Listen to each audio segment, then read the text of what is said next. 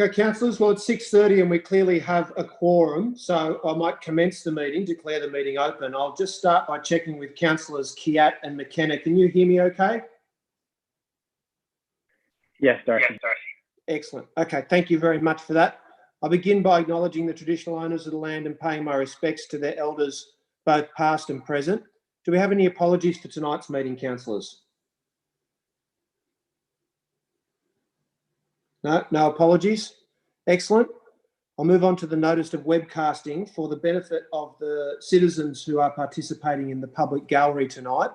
We like to let you know at the beginning of the meeting that these proceedings are recorded and broadcast live onto the internet, as is required by the Local Government Act.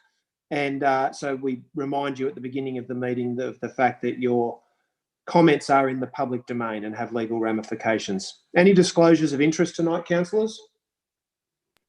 Yes, Chair.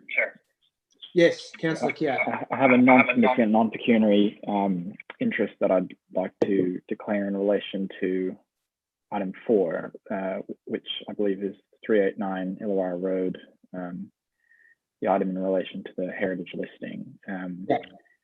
I'm a family friend of the heritage architect, Hector Abrahams. I haven't spoken to him about the matter and I don't consider it to be significant. Okay, Councillor Kiat has made a non-significant, non-pecuniary declaration of interest for item 4, post-exhibition heritage listing 389 Illawarra Road. Any other declarations, councillors? Councillor Hesse, Councillor Byrne. Yeah. I have a non-pecuniary, non-significant interest to declare in item 3.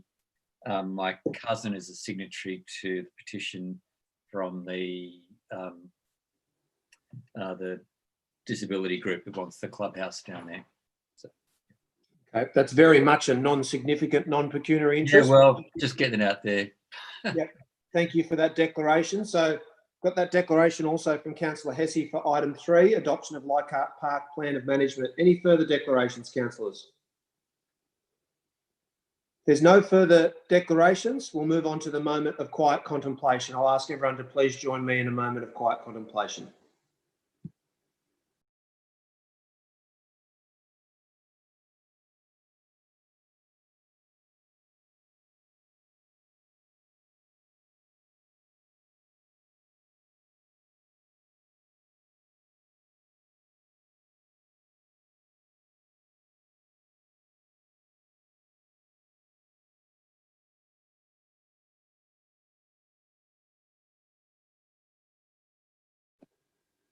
Thank you, councillors. We'll move on to the confirmation of minutes of the extraordinary meeting of the 13th of October and of the ordinary meeting of the 27th of October. Are there any clarifications or corrections to those minutes? If not, I'll move their adoption. Councillor McKenna will second that. All those in favour? Against? I'll declare that carried. I presume that's carried unanimously. Is anyone against the adoption of the minutes? No? Mr. Mayor, I'm not against the adoption of the minutes, but wasn't the outcome of that meeting to be made public as soon as practicable? Or sorry, councillor, you've confirmed that you're not in favour, that you're happy to support the adoption of the minutes. So that's the only issue that we're discussing at the moment. So I'll move on to the next item. That has been carried unanimously. That brings us to the public forum. Sorry, could I just interrupt? Did I miss out on the confirmation of the minutes? They've been adopted, so we've moved on to the next item. The next item is item 3. The next item is the public forum. We have registered speakers for items 3, 4 and 6. That is the Leichhardt Park Plan of Management, which is item 3. Item 4, which is the post-exhibition report of the heritage listing of 389 Illawarra Road, and item 6, which is the notice of motion to rescind adoption of the Tempe Reserve Plan of Management. The first speaker, Mayor, aren't we adopting the minutes of the 27th of October? We've adopted them already. No, Mr. Mayor, I thought we were only adopting the 18th of October. I'm sorry that you're confused. We've adopted them both. I was the mover, Councillor McKenna was the seconder. I asked if there was anyone who was against the adoption of the minutes and you indicated that you weren't. But it's a little bit problematic, these meetings, Mayor, and catching on to what's going on. I do believe we should revisit that so we can have an opportunity to raise the issues. Yeah, I won't be revisiting that now. And as you know, the confirmation of minutes are not an opportunity to revisit policy issues or decisions of council. They're simply... Mr Mayor, no, this sorry, is... Councillor Passis. Sorry, Councillor Passis. I'll call the meeting to order. I'd like to get off on a positive foot. We're now up to the public forum, and I've got the first registered speaker, which is Liam James of Hurlston Park. Mr. James, are you there?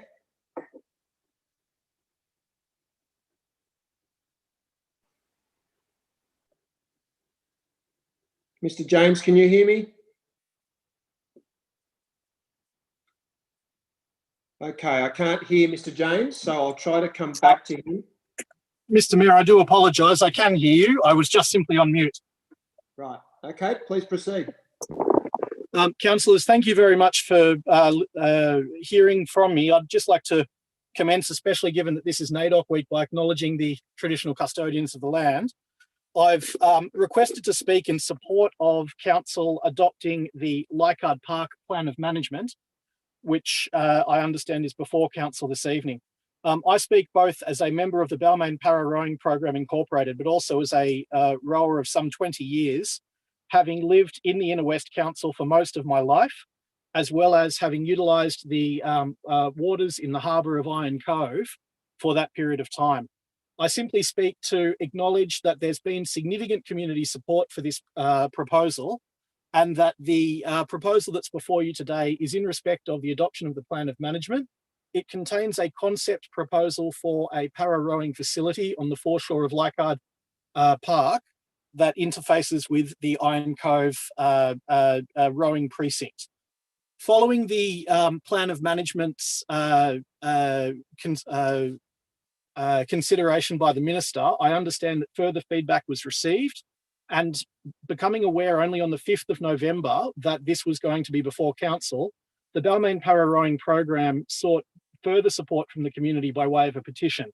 I sent that through to Council earlier this week and understand that that's now been presented to councillors. I've made myself available simply to speak to that and to support and commend to you the current proposal. The proposal sets out that Mayoral Street, being the site of the preferred location for the facility, would be more than adequate for the parties for the proposal to proceed when it comes to infrastructure, parking and services. The alternate proposal that was prepared by council officers, we would suggest, is in a less favourable area, both for rowing, both for the general public, the bay run and the parking and traffic issues that would be located in Glover Street. If there's nothing else that council would like to know about the proposal, then I'm simply in council's hands, but I just wish to once again commend the proposal in its current form and also note the community support. Thanks very much, Mr. James. That was a very succinct contribution. I hope that all of the councillors can stick to your very positive example tonight. The next speaker is Andrew Alcorn of Rozelle. Andrew, are you there?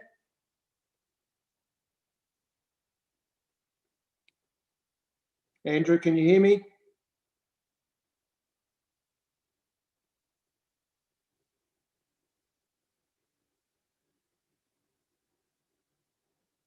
Okay, don't appear to have Andrew at this time. I'll come back to him. Our next speaker on this item is Lisa Schaefer of Annandale. Lisa, are you there?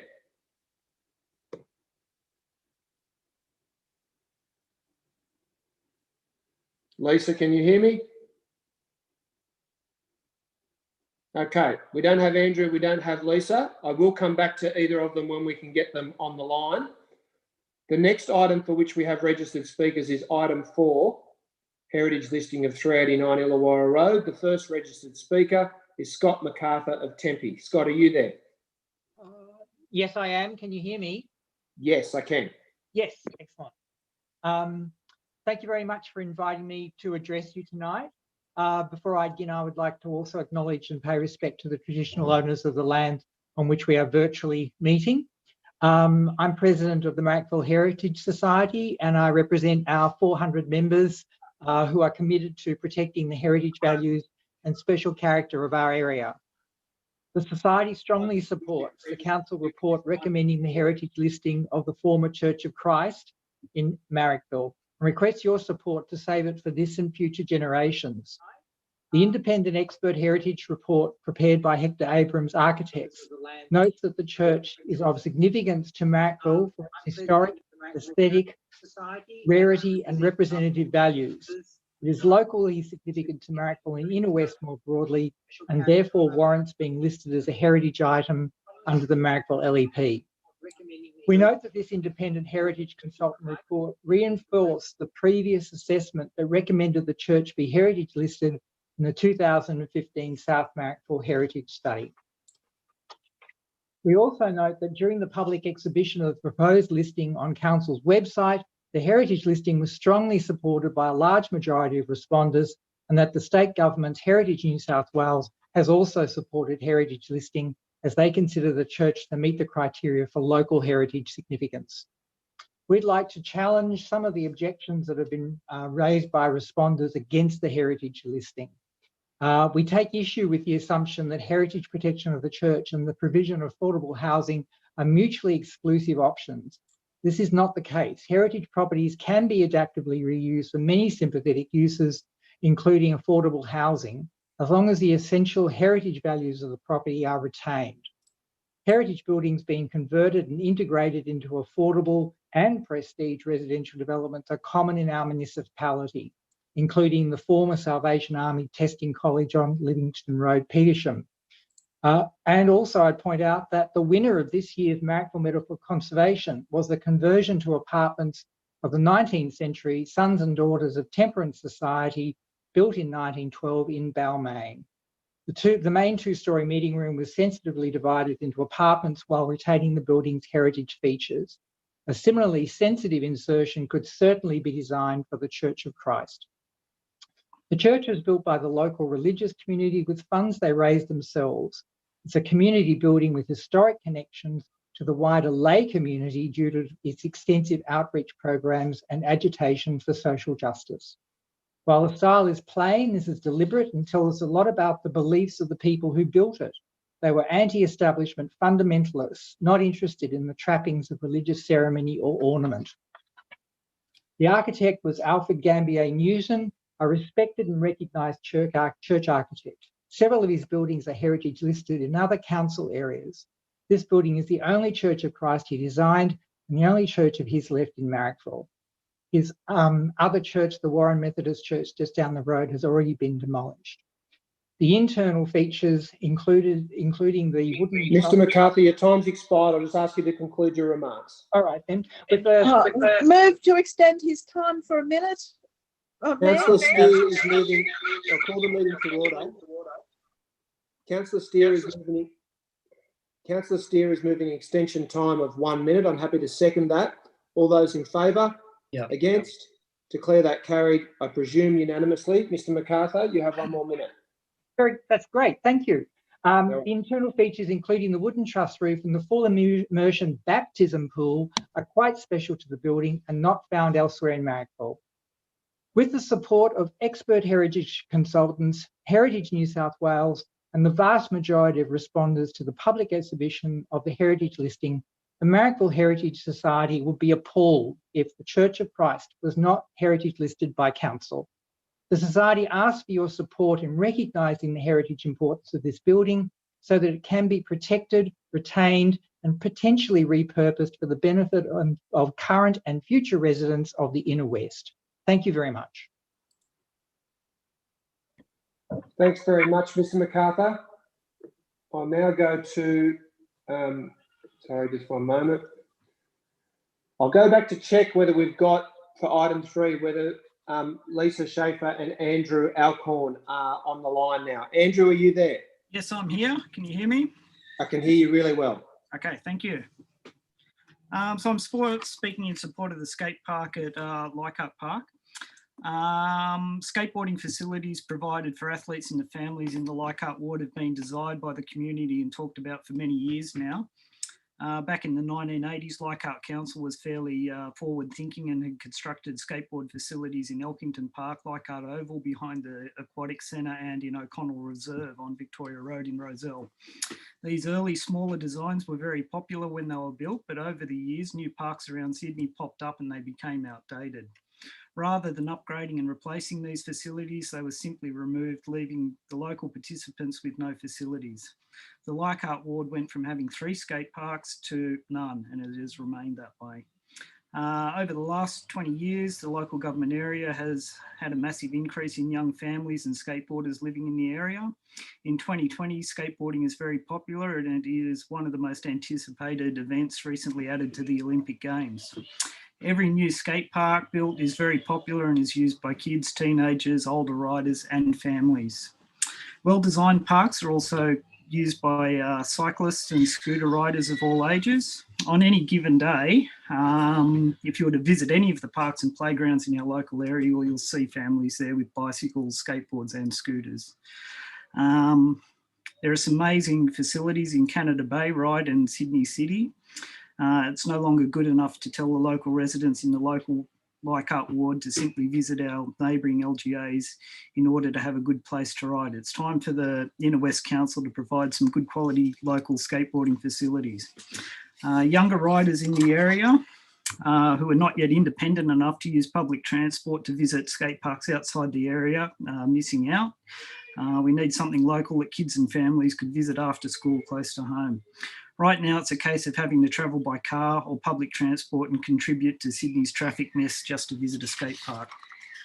Skate parks provide a recreational element to build a stronger community. They help get people outdoors and socialising. They provide a fun and challenging, healthy activity for people of all ages. Skate parks also engage youth and adolescents in a way that many other sporting facilities can't. When the skate park is approved, it may be worth considering moving the location to the other end of the oval. The reason I suggest this is it's away from residences, la montage and traffic, which could be a hazard to younger skateboarders. It would also make the skate park closer to the Hippo Park, the outdoor gym and toilet facilities, and would be a real precinct for activity down there. So I hope you all are able to support the skate park. It's been a long time coming, so I hope you can all get behind it and we can have something good to ride in the local area. Thank you very much. Thanks very much, Mr. Alcorn, for your contribution. Lisa Schaefer, are you there? I am struggling with the video. Okay, thank you. Good evening, Mayor, councillors and all. Thank you for giving me the opportunity to speak in favour of this item. My name is Lisa Schaefer. I live in Annandale and I have 4 children who have lived in Annandale all their lives and attended local schools. I work for the state government as an ecologist. I live and breathe nature conservation every day. I'm an advocate for sustainability, including social sustainability. I'm a volunteer in my local community. I'm involved in sport. I play women's sport, I coach a girls team, and I volunteer in leadership roles at the club and competition level. I'm a role model for women and girls. Sport gives our children and adults an opportunity to be involved, to be active, to be part of a group and a team. They battle together for a common goal. They celebrate wins and mull over losses. They do this with their team. They are not alone. Sport provides direction and focus. Sport is an opportunity for people to practice life skills in a microcosm so they are ready to take on real life. In my local community, I'm involved in sport. We've all read in the paper about the benefits of sport for our physical health and our mental health. The team skills and resilience learned helps to ready our children to take on challenges. It helps propel our girls into the boardroom. In the Leichhardt area, we have the lowest green space per capita in Australia. Council has done a great job facilitating access where it can. Council has ensured we continue to have access to Callum Park, and in the future, we hope to have green space on the disused rail yards in Rozelle. Through the Leichhardt Park Plan of Management, we hope to get a much needed skate park and a much needed synthetic soccer field. I understand that the synthetic soccer field is controversial and I share your concerns. However, any concerns I do have are outweighed by the urgent need we have for more sports fields in this area. The synthetic field will supply twice as much game time and twice as much training time as a grass field. It does not have to be rested. It can be played on day and night, including during and after rain. We don't have enough sports fields. Clubs restrict their player base as they cannot create new teams if they don't have the whole home fields available. If we can't have more fields, we need fields that can be used more, fields that can be used twice as much. When I look at graffiti, when I see crime statistics, and I think about our young people without direction and without opportunities to experiment, strive and grow in formal programs such as sport, I wonder what we have done wrong, that we haven't invested in our young people. It's all of our future. It's not hard to create an environment that will help young people grow into model citizens. You have the volunteers willing to run the clubs and run the fields. Please give us the field so we can get kids off the street and into activities that will keep them out of trouble and help them grow to fulfil their potential. Thank you. Thanks very much, Lisa. That was very well spoken. I'll move back now to item 4.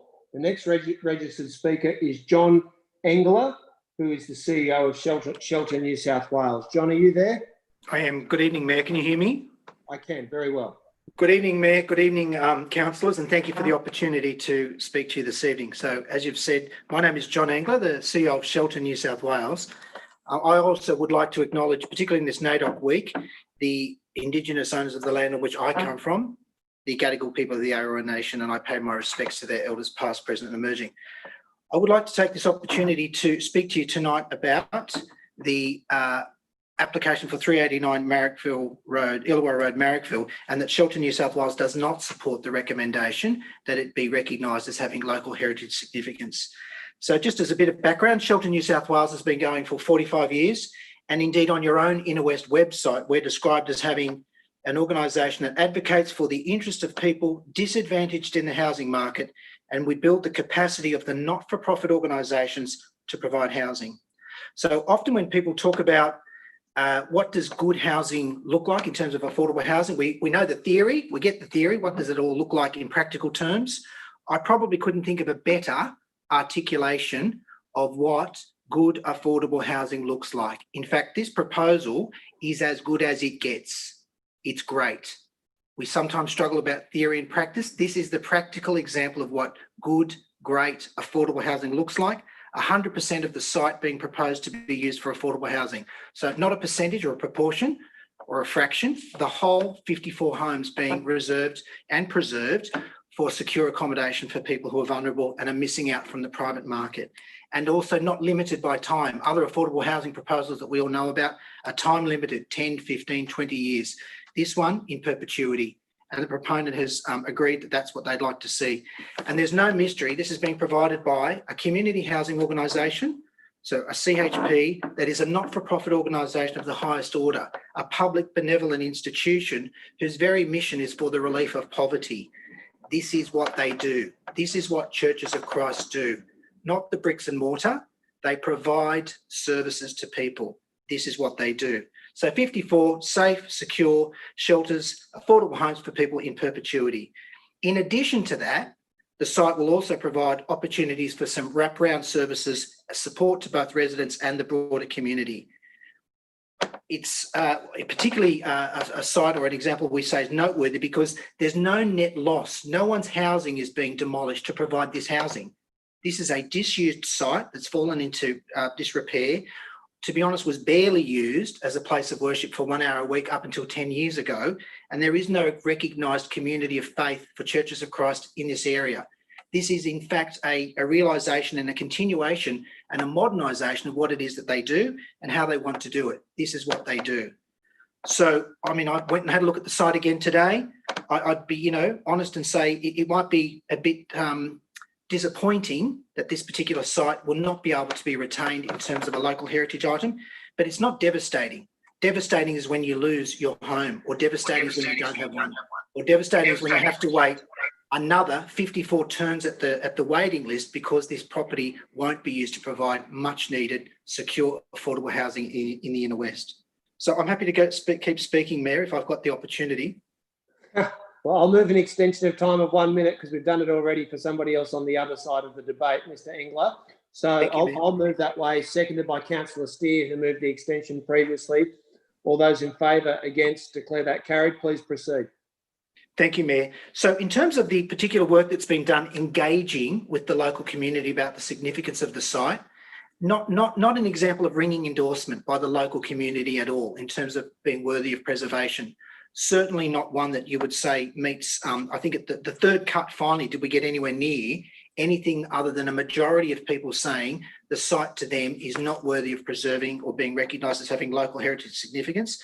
And especially because, and I know it's hard to separate, the idea that instead, if this does go ahead, the site will not end up resulting in affordable, secure housing for 54 people, that people would much rather, of the two, a difficult choice some would say, but pretty clear otherwise in terms of the engagement research. Most people agree that affordable housing, as is proposed, would be a much better use of this particular site. So Shelter New South Wales strongly endorses and supports that position. This is a really good example. This is as good as it gets. It's devastating for people who don't have homes. We strongly recommend that the proposal to have the site recognised as local heritage significance not be supported. Thank you, Mayor. Thanks very much, Mr. Engler. Our next registered speaker is Rod Annenson of Marrickville. Mr. Annenson, are you there? Yes, thank you, Mayor, and well done on the surname. Thank you all. First and foremost, I wish to acknowledge the Gadigal people of the Eora Nation on whose land I stand. I pay respect to Gadigal elders past, present and emerging, and I also wish to acknowledge with respect any Aboriginal people who are present at this meeting. I speak in support of the listing of the Church of Christ and its associated building. Succinctly, I might add. The church is unique in Marrickville for its style and location and congregation. It is almost the last church left on Illawarra Road after years of demolitions. When I was first made aware that some councillors may back away from the original heritage listing proposal, I was very disappointed. The heritage argument for saving the Church of Christ building and its neighbours, I believe, is overwhelming. The conditions for local listing have been met and confirmed by New South Wales Heritage. There have now been 6 heritage reports over the last 5 years. The last one, commissioned by Council, recommended listing. Please do not ignore the expert advice. There have been attempts to shame the Council and Marrickville residents with accusations of NIMBYism. In reality, the NIMBY argument does not hold up. Evidence of the level of social housing or boarding rooms in Marrickville shows it to be second only to the City of Sydney in the whole of New South Wales. Many people in Marrickville are genuinely concerned about the loss of this building. Apropos the last speaker, it's 63% of the respondents to the survey. They are genuinely concerned about the loss of this building. It has nothing to do with who might live in any new building that is created. While the issue of housing is a vexed one, we're not here to discuss whether we do or do not have enough affordable apartments in Marrickville. We're here to see whether this site meets the requirements for heritage listing and whether it should continue to exist in our community. That is what should be front of mind. All of the evidence points to a yes answer, and I urge Council to give that yes answer. Thank you for allowing me this time.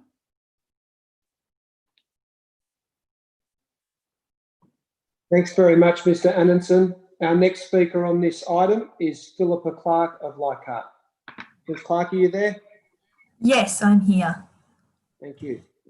Thank you, Mayor, and good evening, councillors. I'm here to speak against the heritage listing of 389 Illawarra Road, Marrickville, and I too would like to acknowledge the Cadigal and Wongal traditional owners of the land now called Leichhardt, where I am tuning in from. It always was and always will be Aboriginal land. So, as Mr. Mayor has said, my name is Philippa Clark and I live at Epworth House in Leichhardt, which is affordable student housing run by Leichhardt Uniting Church. I speak tonight as a living example of how life-changing affordable housing in the Inner West can be for young people and students.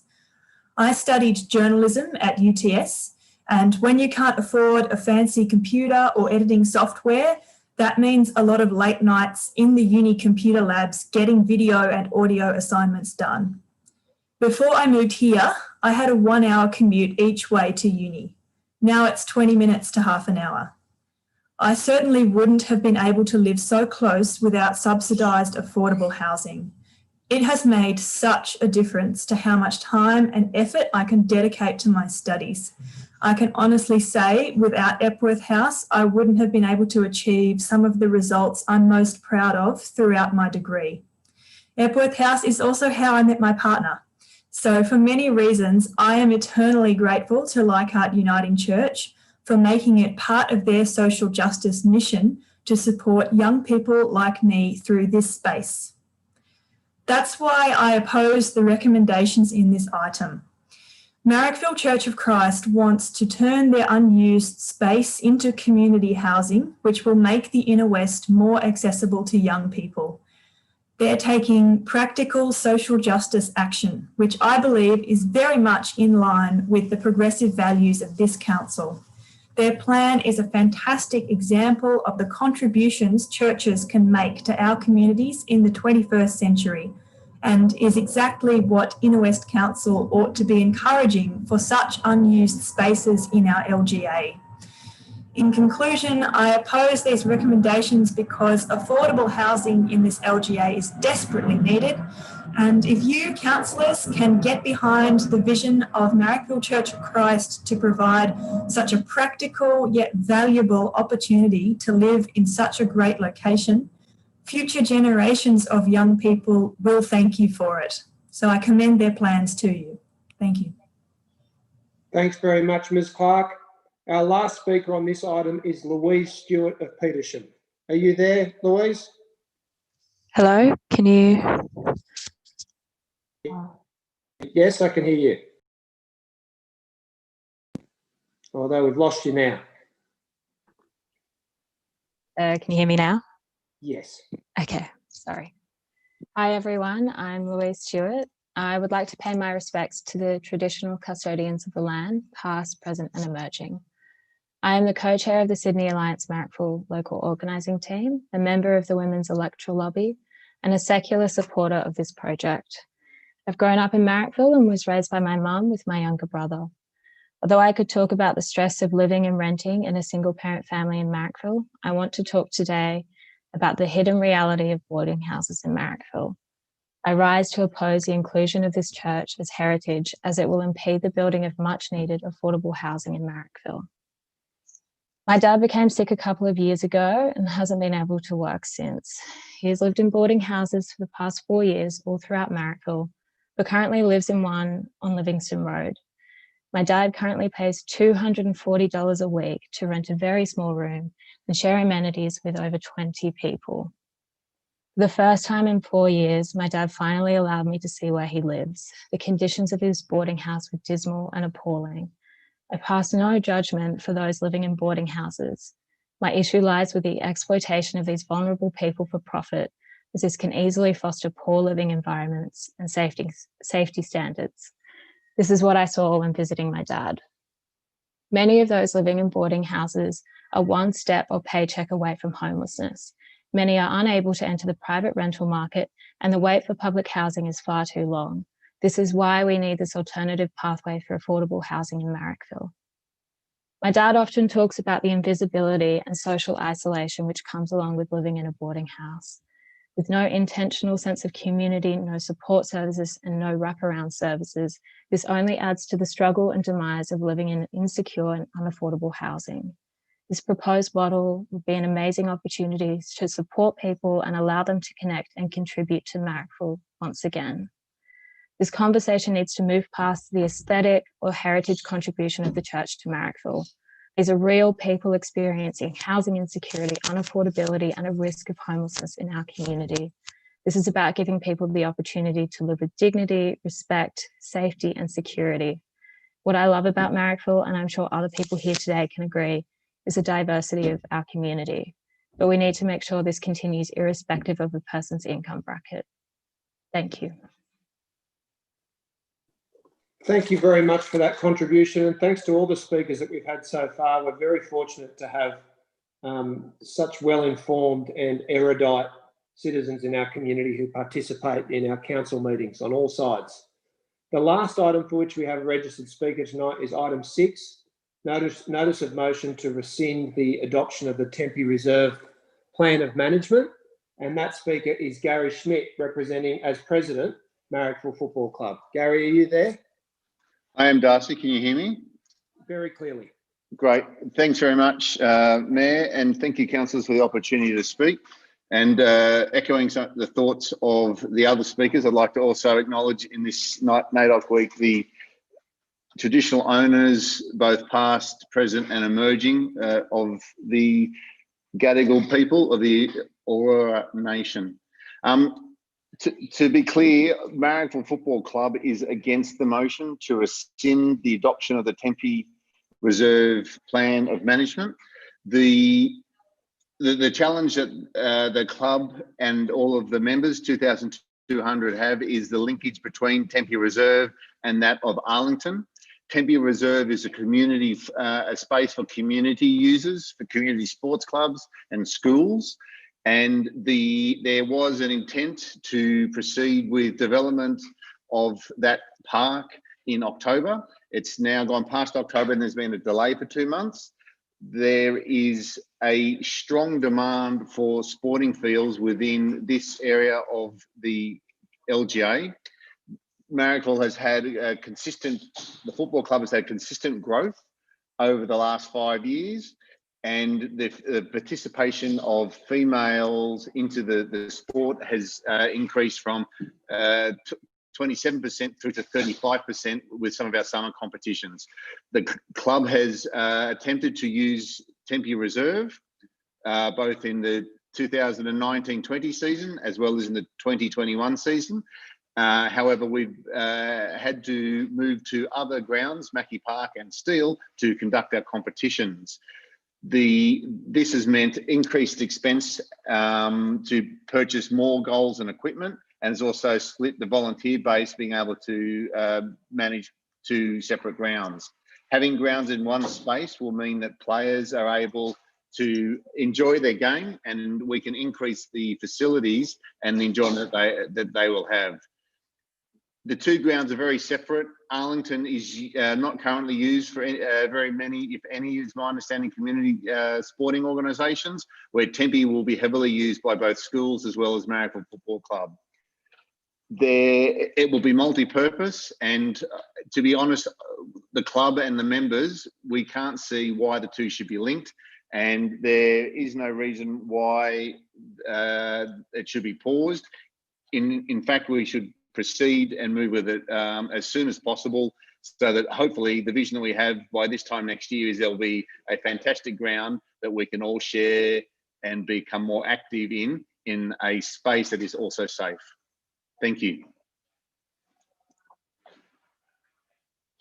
Sorry, thanks very much, Gary, and thank you to all of our speakers. That concludes the public forum. We'll move on to the next items, which are the mayoral minutes. Councillors, there's 3 mayoral minutes, one of which is about a staffing matter, which I propose to hold over until we get into confidential session, when we'll be dealing with other matters in relation to staffing matters. So the first mayoral minute tonight is in regards to the Telstra building in Balmain. I think it's fairly self-explanatory, so I won't speak to the item, but I'm happy to address any questions that councillors might have in my right of reply. Does any councillor wish to speak to the item? Mr. Mayor. Yes, Councillor Stamos. Mr. Mayor, thank you for raising this. I think it's been a long time coming. I mean, it's been sitting there idle for the past 10 months. So I'm pleased that you're asking our legal team to investigate what is occurring here. I'm hoping that we can set a time frame on this so that a report can come back to council, hopefully before the end of the year, on where we might be progressing with this. And I see this as the only missing element of your motion, that we should at least attempt to get something back before the end of the year so that we can start the new year off, hopefully finalising this project. Would you be happy to add that, Mr. Mayor? Thank you. Thanks very much, councillor. I think the issue is that we don't need a report. We just need Telstra's concurrence and agreement to the project so that it can proceed, which, as you and I know, Councillor Stamoulis, has been the problem for the last, let's call it a decade. I thought we'd move past that once we commence demolition of the site, but obviously that's not the case. So I'm very happy to get a future report back to council, but that will be an indication that the matter isn't proceeding. So how about this, Councillor Stamoulis? If in time for the December meeting there hasn't been a resolution, you and I will move a joint motion of notice of motion to bring a report to council on how we can progress the matter. Thank you, Mr. Mayor. I'd be happy to do that. Thank you. Any further discussion, councillors? Yes, I think what Councillor Stamoulis was getting at, and I suggest what we need is an update to the December meeting on this matter, because I mean, it sounds odd that we don't have any information as to what's happening with this project, which has certainly been long running. And I mean, I'd speak in support of Councillor Stamoulis' suggestion that we actually get an update back to the 6th of December meeting, if you like to call it that. And if that update says that something's happening, then that's good. I'm very happy to incorporate that, Councillor De Cruz. It's not the case that we don't have any information. So just for clarity, I'll go to the council officers and ask them to provide a verbal update about the reasons for the delay in the project. Thank you, Mr. Mayor. Telstra has undertaken the demolition of the front part of the building, as you would be aware. Council staff are ready to proceed with our component of the works, which is obviously the courtyard and the green wall. At the moment, the lawyers from Telstra and Council are discussing the deed of agreement between Telstra and Council, and that's really the only outstanding matter. We just need that piece of paper to be signed. Can I just ask for, or perhaps this is something that would need to be addressed in confidential session, but what are the actual outstanding issues in the deed? Mr. Mayor, I can't answer that. I'm not aware, I'm not across that level of detail. Okay, all right. Well, it seems that it would be useful then to receive that report on the 6th of December, if that is the date of the December ordinary meeting. So I'll agree to that amendment, which would read that council receive an update on the progress of the project at the December ordinary council meeting. If there's no further discussion, I'll put that motion. All those in favour? All those against? I presume that's carried unanimously. Is there anyone who wishes to be recorded voting against the motion? No, excellent.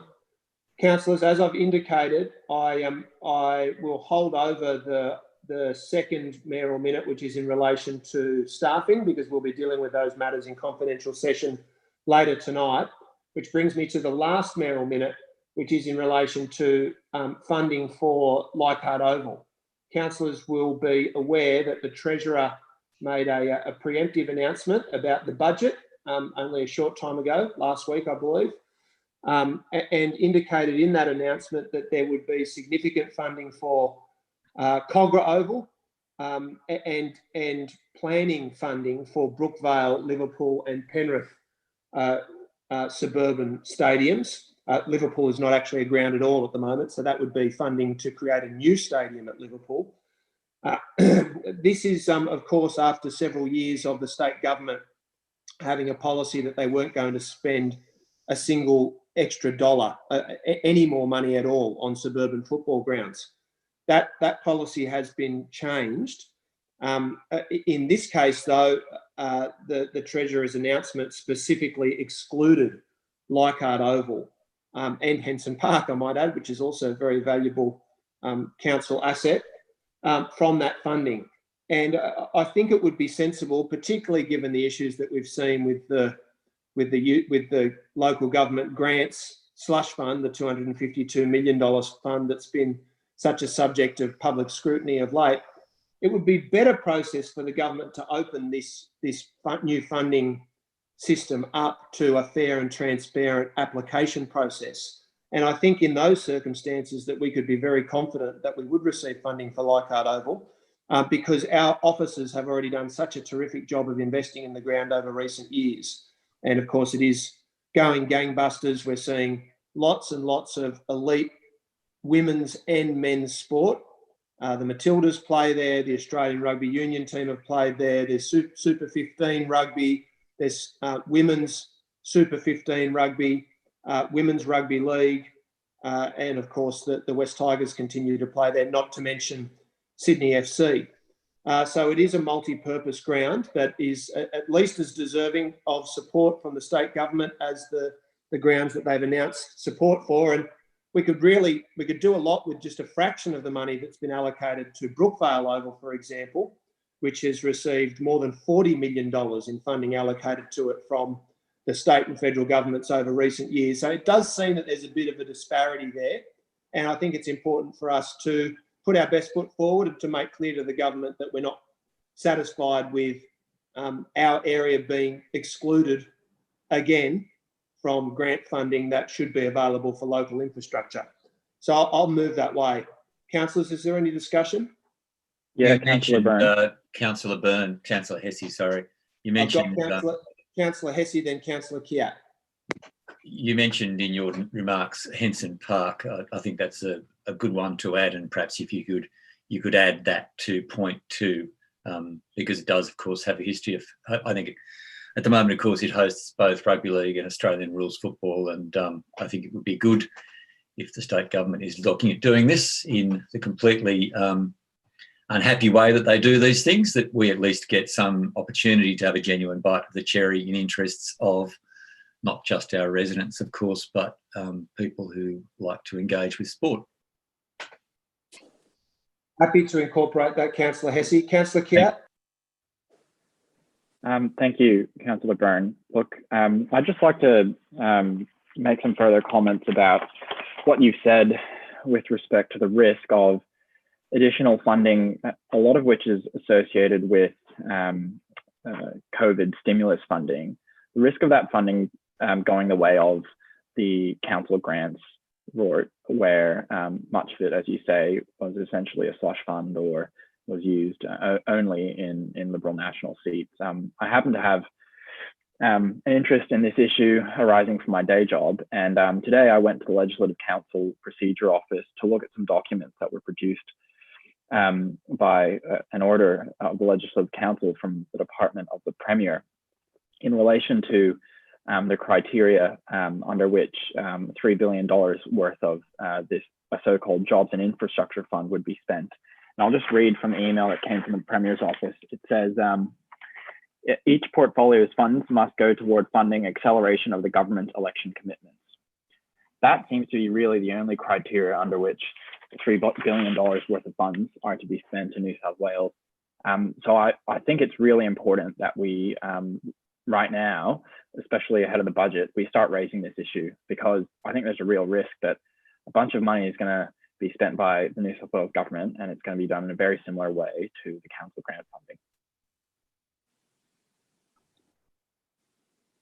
Thanks very much for that, Councillor Kiat. That's very interesting information to have obtained, and thank you for sharing it with us.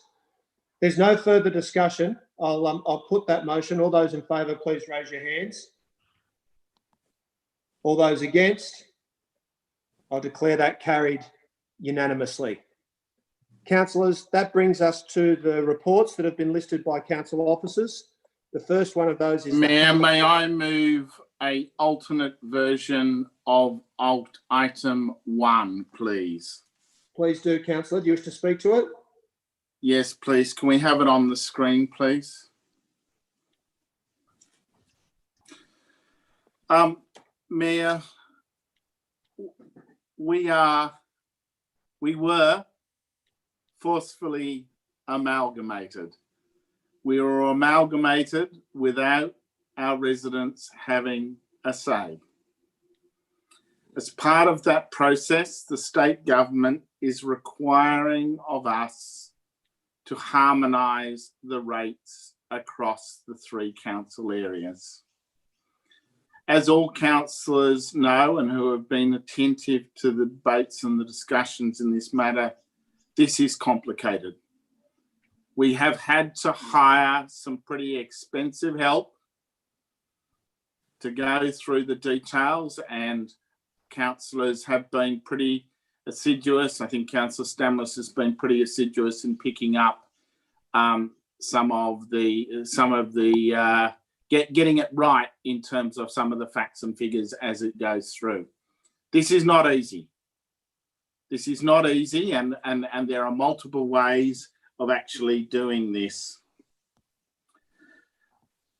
My concern here is that we are not being provided with a capacity to transition to a final rating structure, to actually smooth out some of the negative impacts along the way. Now, I understand the Minister has said that she's working on this, and good on her for that. I've also understood that the Minister has said that she remains committed to assisting each council to undertake a way forward, which included the question of equalising rates gradually over time. So, Mayor, I believe we do need to crack on with this. I do believe we need to put this stuff out to the community and get the community's thoughts on this. I do believe we should move to the minimum rate, and I believe that we should tell IPART this month that we need to do that. But I also think we need to make some representations to the Minister and to ask her to step in and to assist us. My primary concern in relation to this are those in our community for whom a small rate rise will be a large impost.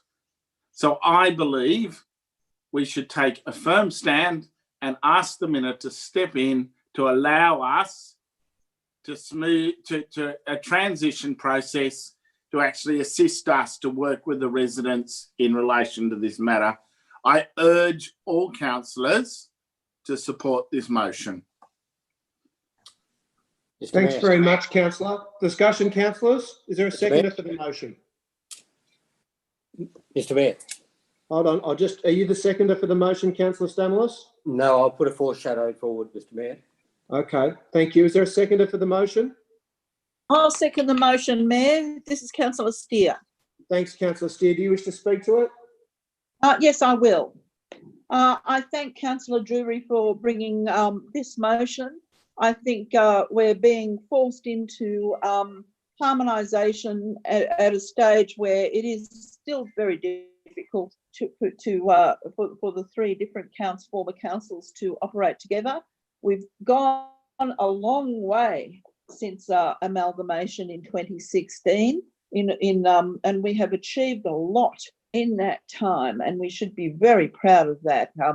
Marrickville Library's been finished and open and is a raging success. Ashfield Pool, also a raging success. Dawn Fraser Pool coming up soon. And we've done many more. We've looked after our parks and our gardens and our residents. But this is a situation where we really need the time and space to really explore our options, see what we can do, and make the state government realise that an all-size-fits-all solution is not all-size-fits-all. There will be people who are disadvantaged by this, and this will primarily be the people of Marrickville Ward and Stanmore Ward. But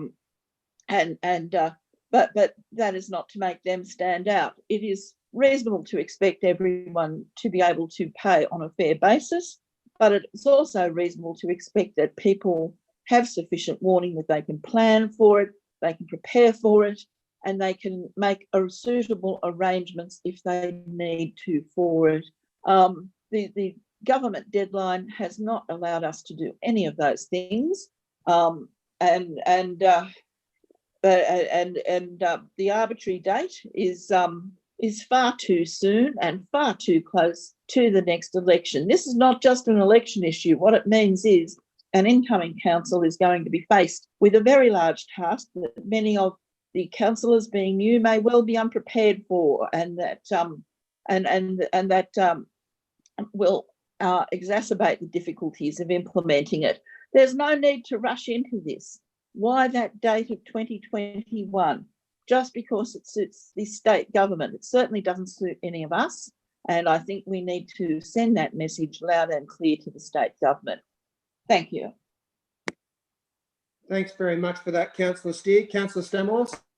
Thank you, Mr. Mayor. I have a foreshadowed motion that I hope the minute taker might put up in a few moments. There it is.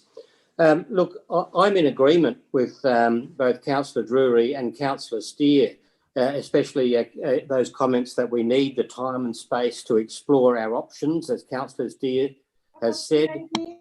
And we also, there should be no need to rush this.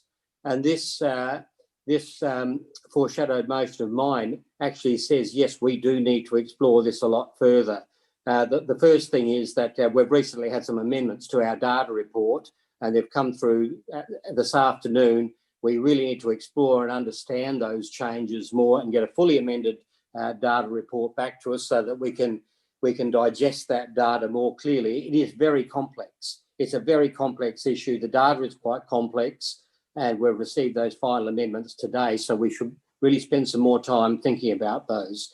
We also need broader data comparisons across previous councils.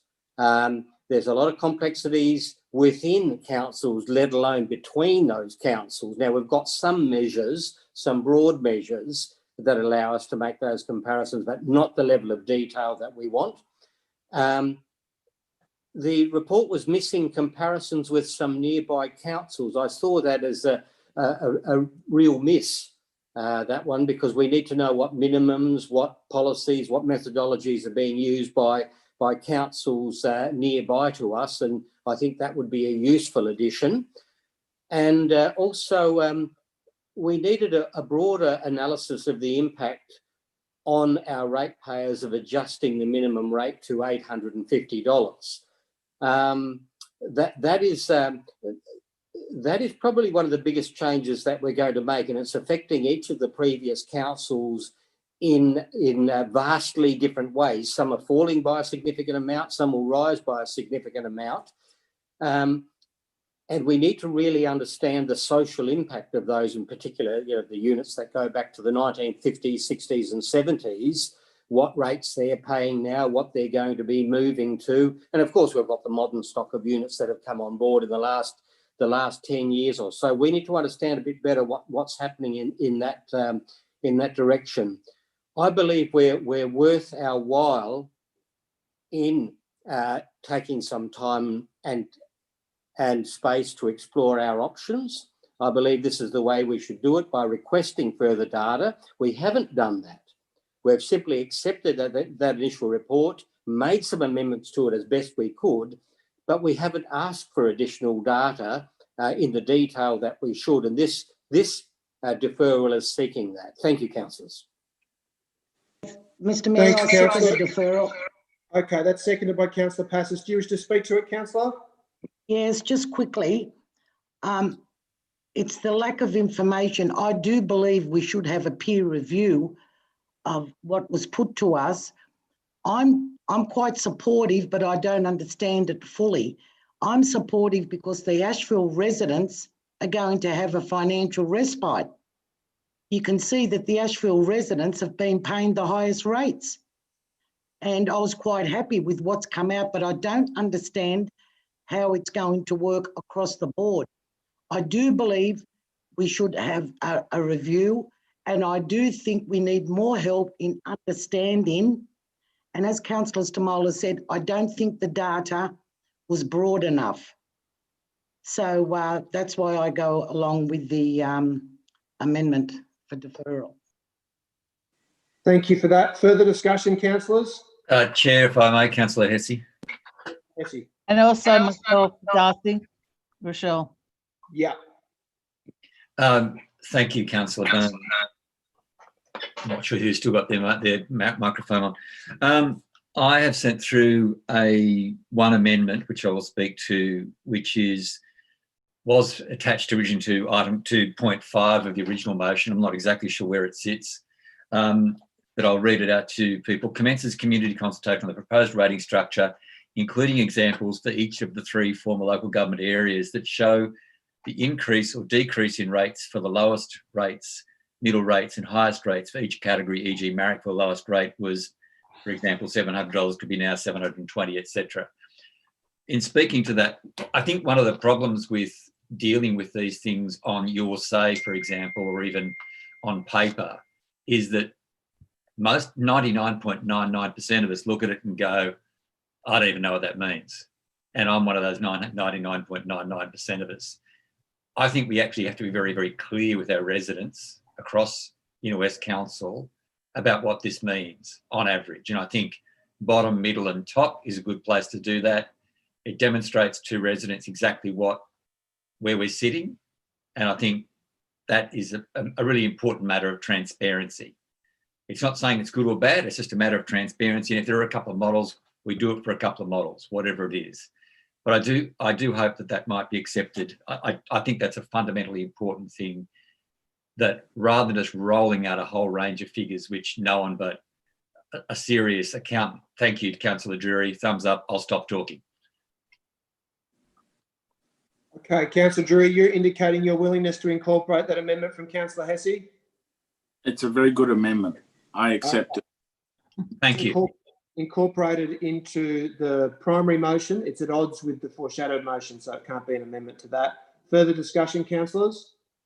Councillor Byrne? Councillor Byrne? Oh, sorry. Yes, Councillor. Sorry. I know Councillor Porteous was before me. I'll wait. Yep, I've got Councillor Porteous, and Councillor Porteous, can I start by saying how nice it is to hear your voice, and it's great to have you back participating in a council meeting. Thanks very much, Darcy. Apologies that I can't be visual, but I hope so in the near future. Look, just a couple of issues which I'd like to clarification from the staff. And look, this has probably been dealt with before, but I guess the issue of pecuniary interest that we clearly all have in a decision about rates, because we all probably pay rates locally, and some of us will be paying more rates, and some of us are winners and some of us are losers. So just be good to get a clarification from staff as to how we should be handling that.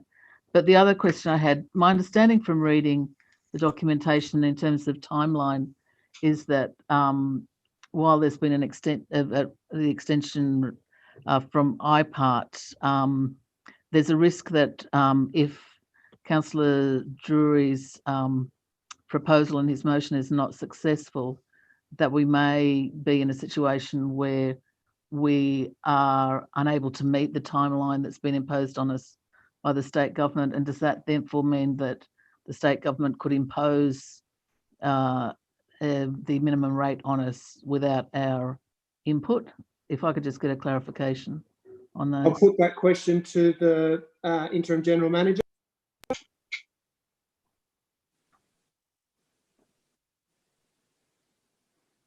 Brian, are you there?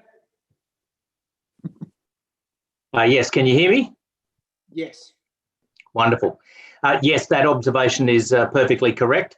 If we fail to set a minimum rate for the new Inner West Council for the following year, then we will default to the minimum rate, which is, I think, 545. I'll stand corrected on that. And just in terms of the pecuniary interest? No,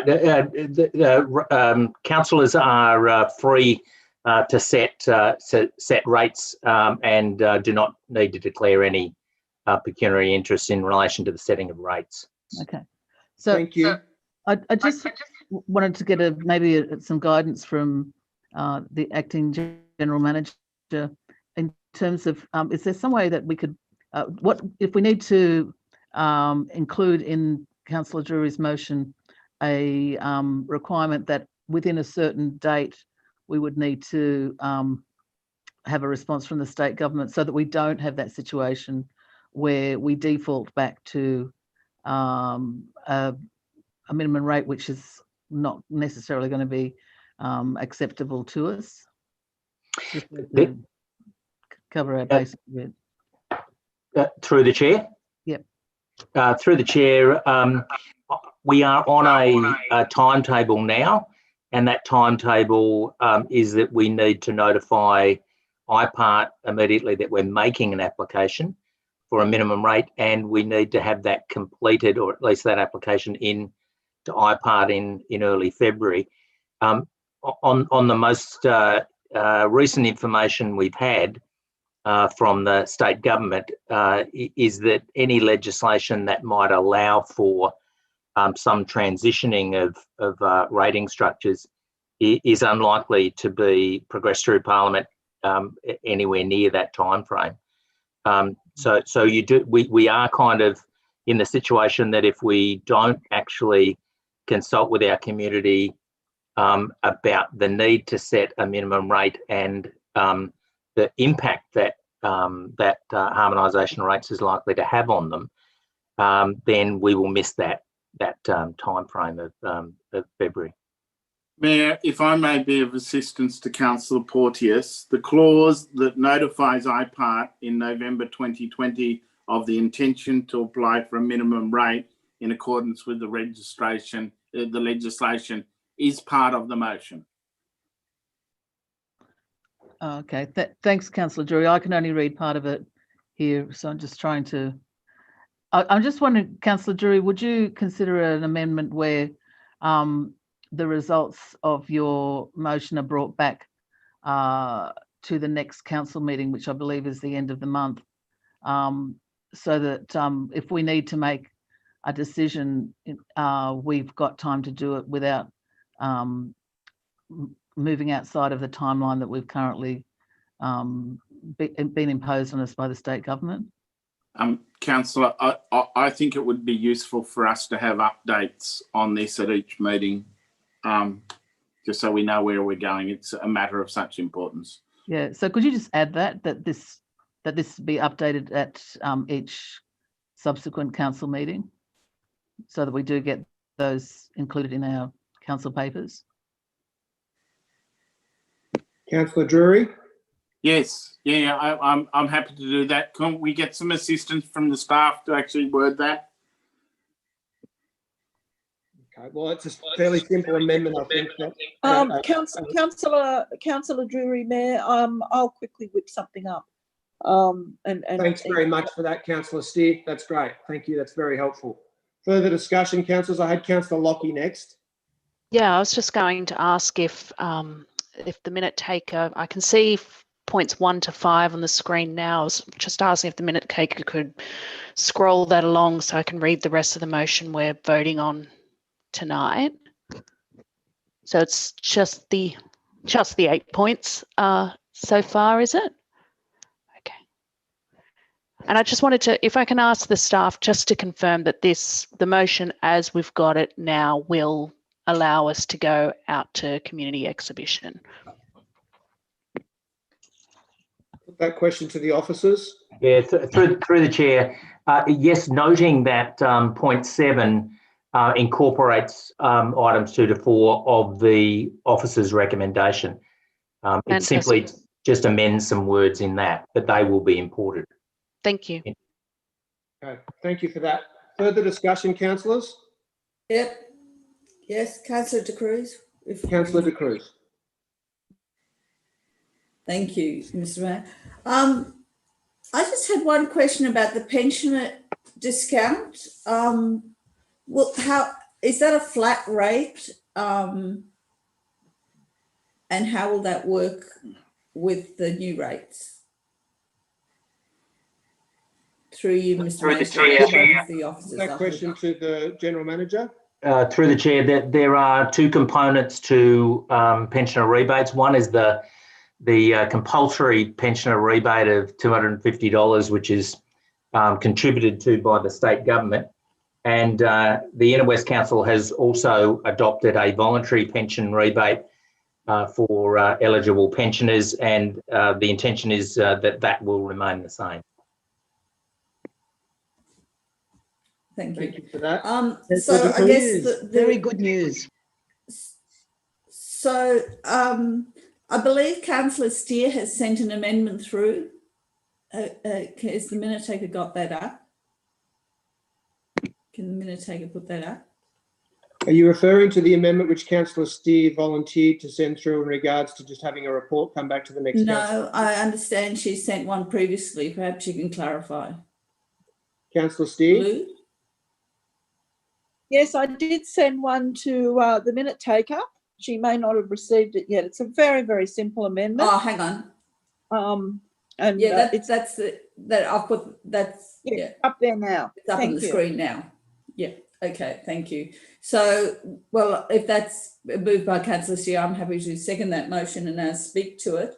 The concern is that, as we've just heard, the 250 is a flat discount or rebate for pensioners, and we're looking at increasing the rates of the lower end quite significantly. 60% of our population, of our residences and homes are dwellings are going to have a increase to the 850 or the 720. And for that reason, I'm actually thinking for an equitable and to have a progressive taxation system, we should actually be looking at the lower minimum rate of 720, and I seek other support, other councillor support on that for that motion. So I'm happy to second that one.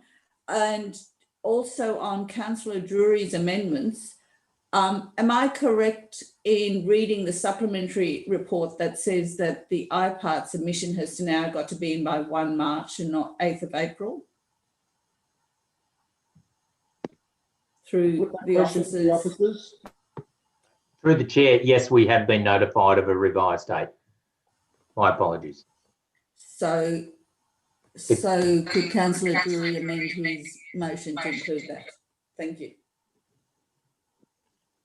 Okay, I'll come back to Councillor Drury and his right of reply. Further discussion, councillors? Question through the chair.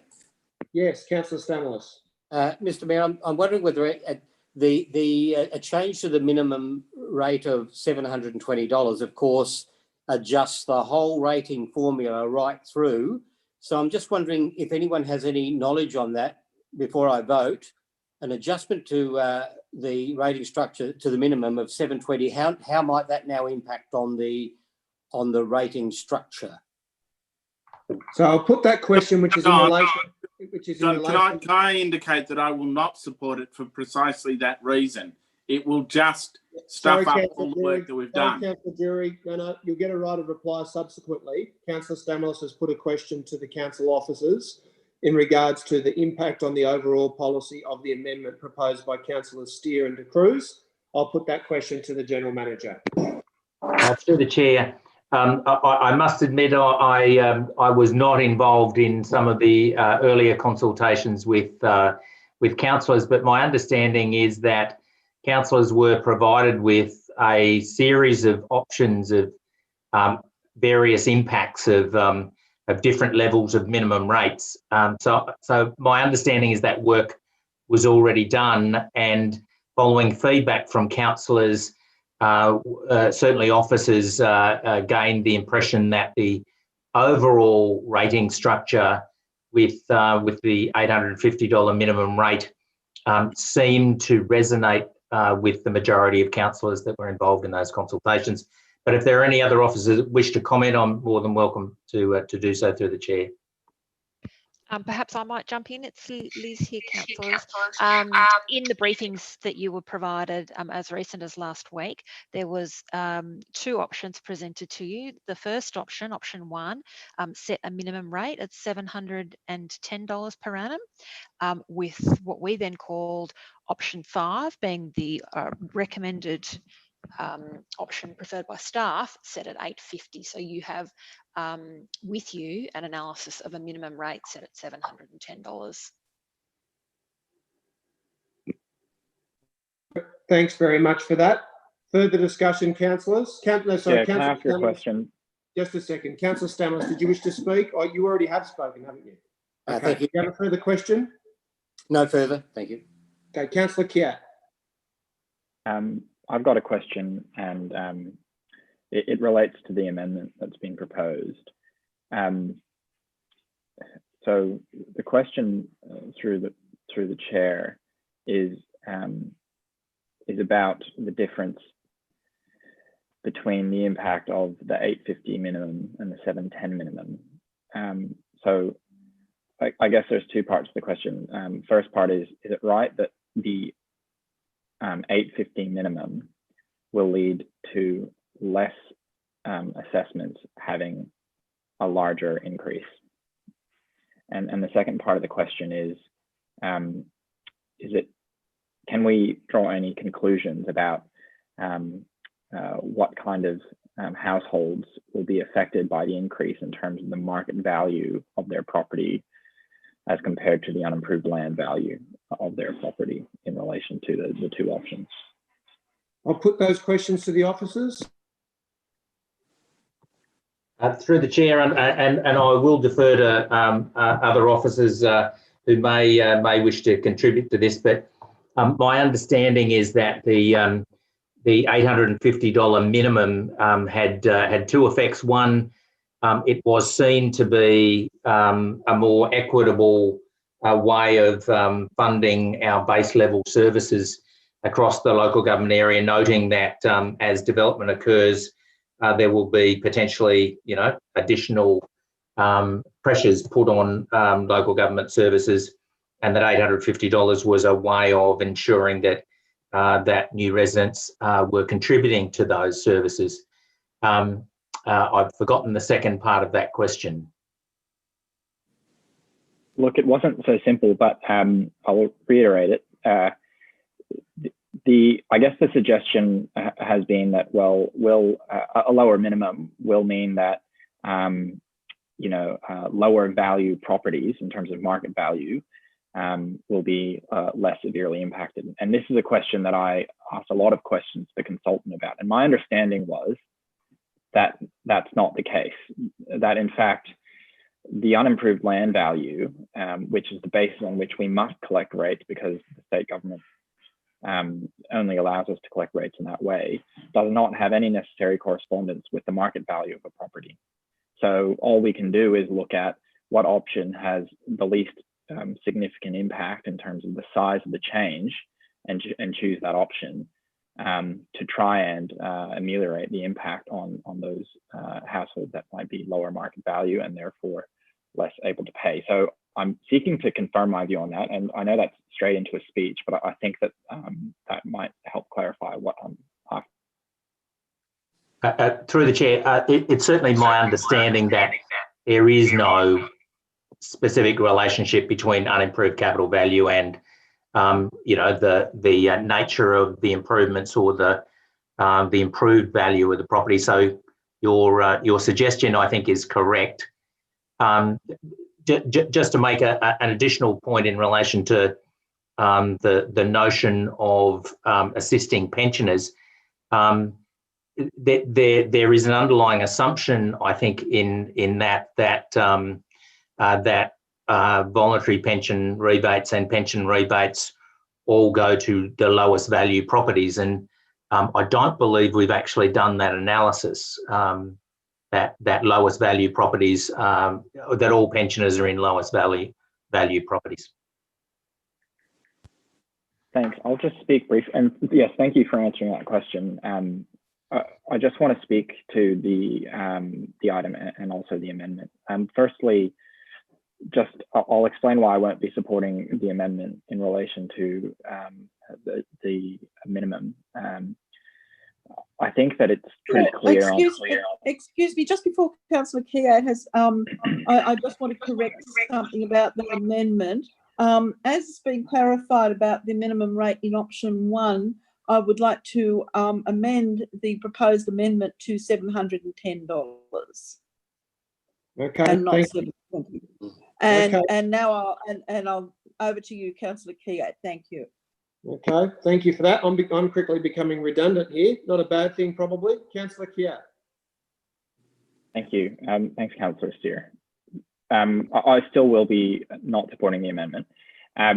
So based on the analysis that we received in relation to the impact of these two options being the 850 and the 720 minimum, the number of households that would experience a rate increase of $200 to $400, which was the second largest possible increase, would double under the 710 minimum versus the 850 minimum.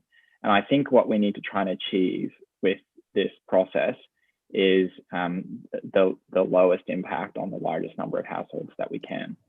And with that comment, I guess I'll come to the main item. I think that, as Councillor Drury has said, this is a terrible process from the state government. They forcibly amalgamated the council, and now they're forcing us to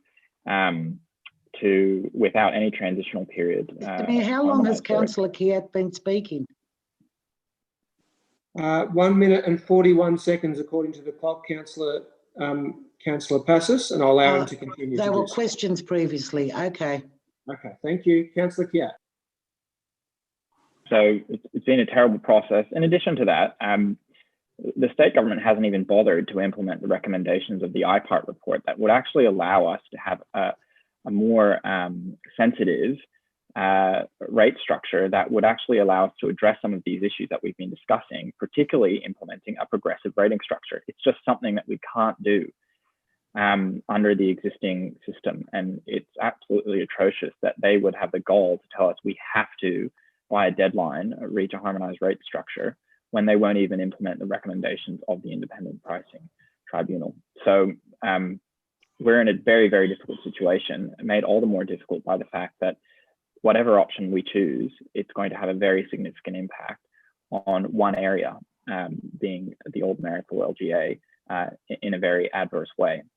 And I think that we should expect to have a lot of negative feedback on this. And so I think the proposal that Councillor Hesse has made about making this simpler is really important. And I think we also need to explain to our residents why this is occurring, because it really needs to be clear to residents that this is an option that we're pursuing, not because we want to, but because we have to.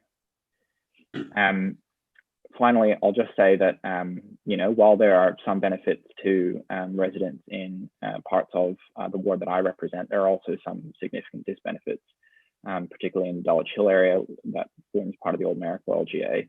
And as I go forward, I think that in making this decision, we really do want to hear from the community, and we also want to see whether there are any options to make sure that this can be have a less severe impact in such a sudden way. Thank you. Thanks, Councillor. Further discussion, councillors? Councillor Macri. Thanks, Chair. I think it's really important that we go to the community and don't confuse them. And there's one thing I agree. The simpler the message is, the better it is. And I'm hoping this goes out like all of our notices, Mayor, with your face and a letter directly from you addressing them with all the good news. I think that's important. I think when people are talking about 850 minimum, you've really got to put into perspective what it is. It is basically a quarter, $180 a quarter. And when you break that down, it's $32.50 a week. No, sorry, my wrong numbering. The difference in the increase is actually $212.50 is the quarterly rate for 850 versus the actual 180, which they currently pay on the minimum. And then $32.50 is the difference, which works out to $252 per week. To get a system that more fairly distributes the cost of running this council amongst all the residents, I think it's important that we don't lose that message in the with the community. It's not a popular thing to do because there are areas that are going to be hampered by this. And the challenge is that people won't understand it. If you put too much out there, you'll confuse them. So I just think the messaging has to be very succinct and simple. And examples, I think Councillor Hesse's addition is an actually good way to do it, showing what their rate is and what the impact to them is. So is that going to be an analysis of when you send an individual letter out to each person, are they going to have their old rate with their new rate under the 850 minimum, the new structure? That will be the easiest way. Is that too difficult for staff to do? I've just put that through to the officers, if you can answer that. I might take that one, councillors. I think the short answer to that is yes, that might be a little bit more sophisticated than what we have capacity to deal with at this point in time. But certainly our communications and engagement team have been working through a comprehensive engagement plan that, if possible, if we've got the time, we'll produce an online rates calculator, for example, where we may be able to do that type of calculation online. In addition to, as Councillor Hessie's amendment has alluded to, some really clear tables and sorts of guides that would allow the average ratepayer to easily and simply understand the ramifications of the proposed change that we're dealing with. Well, perhaps, yeah. Thank you for that. Yeah, that'll be a good way of doing it, but not to overburden them with too many numbers. Maybe a range. If you're paying $1,000, then it goes up in $50 increments or $100 increments, and then they can actually just refer to the table themselves saying, I'm paying $1,000. So my rate will now go to $1,100 or $1,200, something like that, in messaging that goes out. That's all. Thank you. Thanks very much, Councillor Macri, and thank you for your suggestion that I should be the face of any bad news at council. Concluded a while ago that seems to be a popular view amongst the elected representatives. I do my best to avoid it. Further discussion, councillors? There's no further discussion. I might just very briefly comment to say that I think there is an avenue that seems to be available to us that would be of great assistance, which has already been articulated by a number of the speakers. It seems as though the Minister for Local Government is intent on bringing forward a bill that would enable the harmonisation of rates at amalgamated councils to be phased in over an extended period of time, which would be much less impactful for those people who might otherwise be encountering significant bill shock next year. So I think we really need to push hard on that, hard and respectfully, and work with the Minister to make sure that happens. And so I'll be putting effort into trying to make sure that we can get that bill before the Parliament as soon as possible. There's no further discussion. I go to Councillor Drury for his right of reply.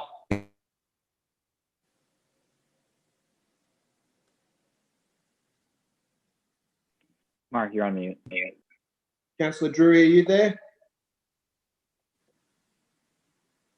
Seem to have lost Councillor Drury. He's trying to unmute.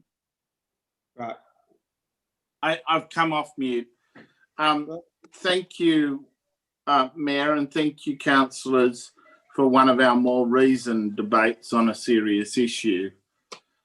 And I would like to particularly thank Daryl Jackson, our Chief Financial Officer, and Liz Richardson, and the consultant who we engaged, who have steered us through this position. None of this is easy. A lot of it's not palatable. We get that. But we also get that there are certain realities, and if we fail to meet some of the timelines, then there are consequences which are far worse than what is before us. I'd urge councillors to vote for this motion and not to consider the foreshadowed, because the unintended consequences of that, the unintended consequences of sticking our head in the sand and waiting, asking for more time, thinking about it, twiddling our thumbs, is that we quite possibly will end up with a far, far worse outcome. Councillors, I do think we need to be very clear with our residents that this is something that has been foisted on us. I do think we do need the assistance of the Minister, who has offered that assistance. And I do think that we need to work out how to be very clear with it.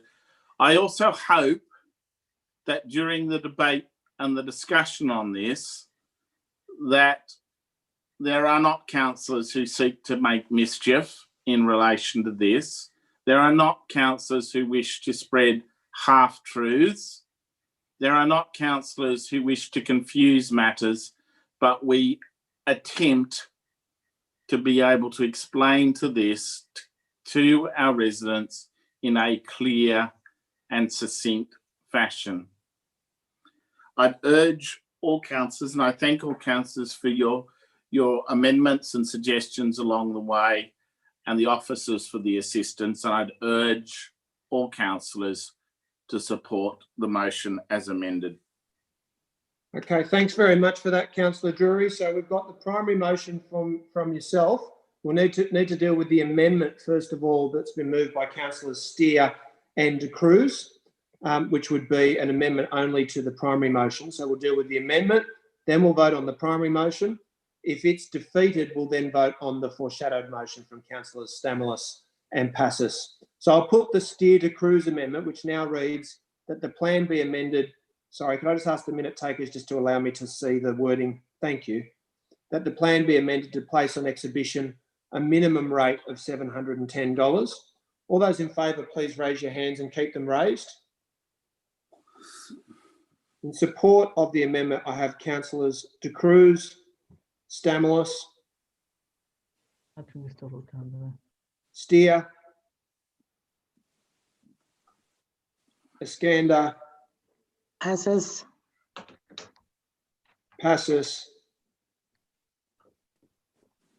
Councillor Porteous, are you in support of the amendment? No. No. And all those against, please raise your hands.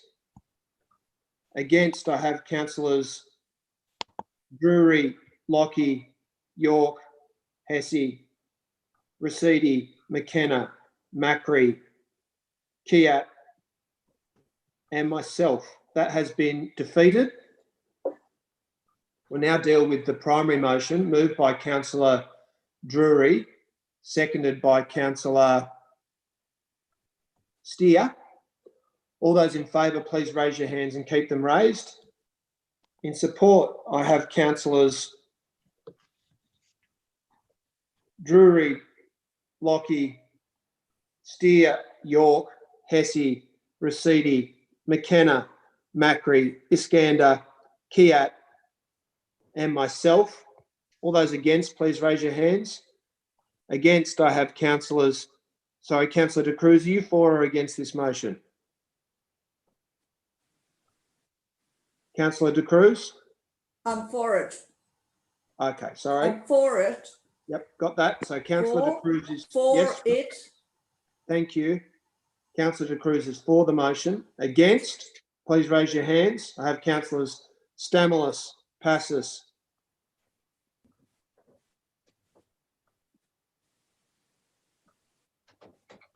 and that is all. That has been carried. Thanks very much, everybody. That brings us to the next item, which is the reprioritisation of parks plans of management. Don't imagine this is a controversial one. Is there anyone who needs to speak to this, or could we just move it? Happy to move it. Councillor Hesse's happy to move it. I'm happy to second it. There's no dissenting voice. Yes, I'll put that. Yes, Councillor Stamoulis. Mr. Mayor, I would like to propose the following amendment that the minute taker will hopefully produce for us.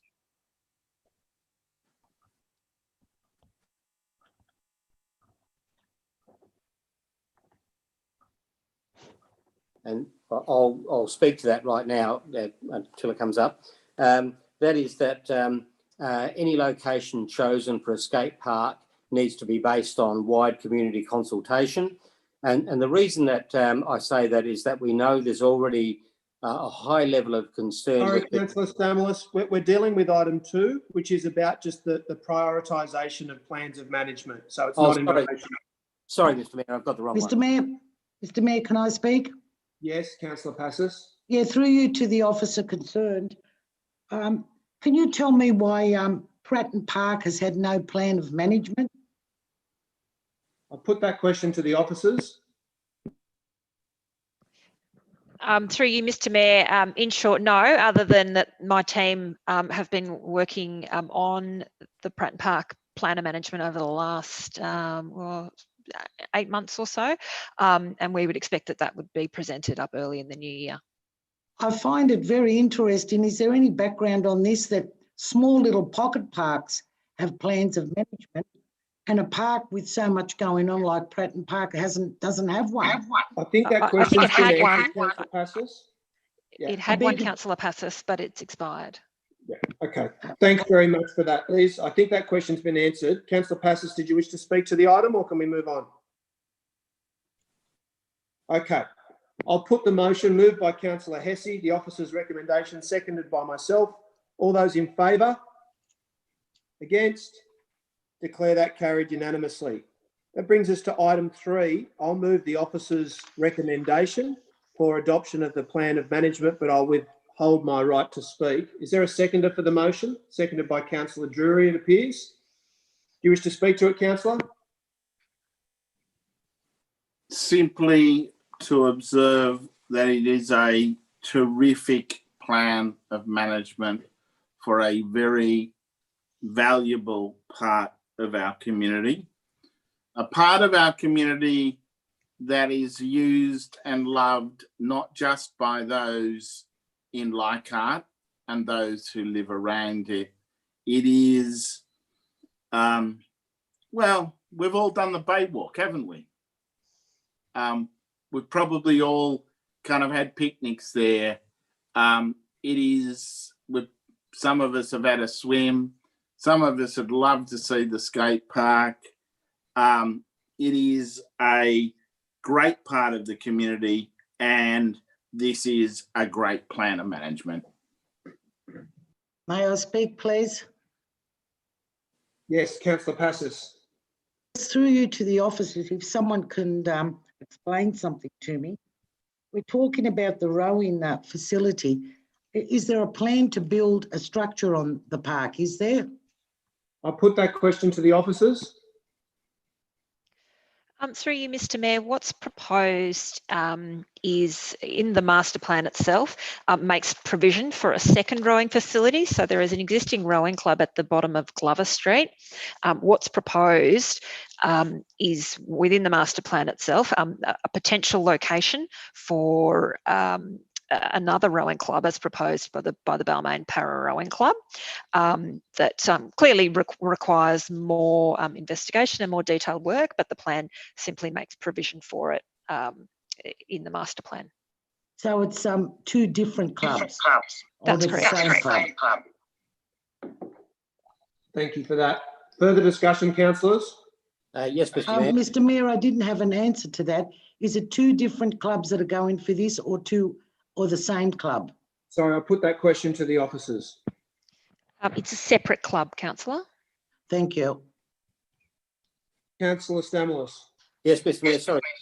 Before, I'm putting up an amendment to this, and I hope that the minute taker will put that up, and that is that the location of a skate park be decided upon with community-wide, on the basis of community-wide support.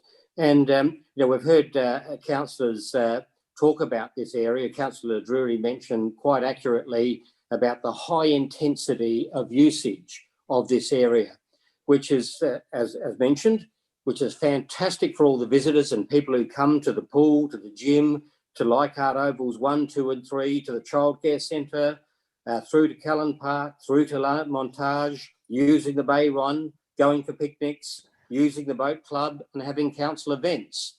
So we have a myriad of things occurring here in this location, and people come, as rightly stated, people come from all over the place to this location. It is one of the high intensity areas.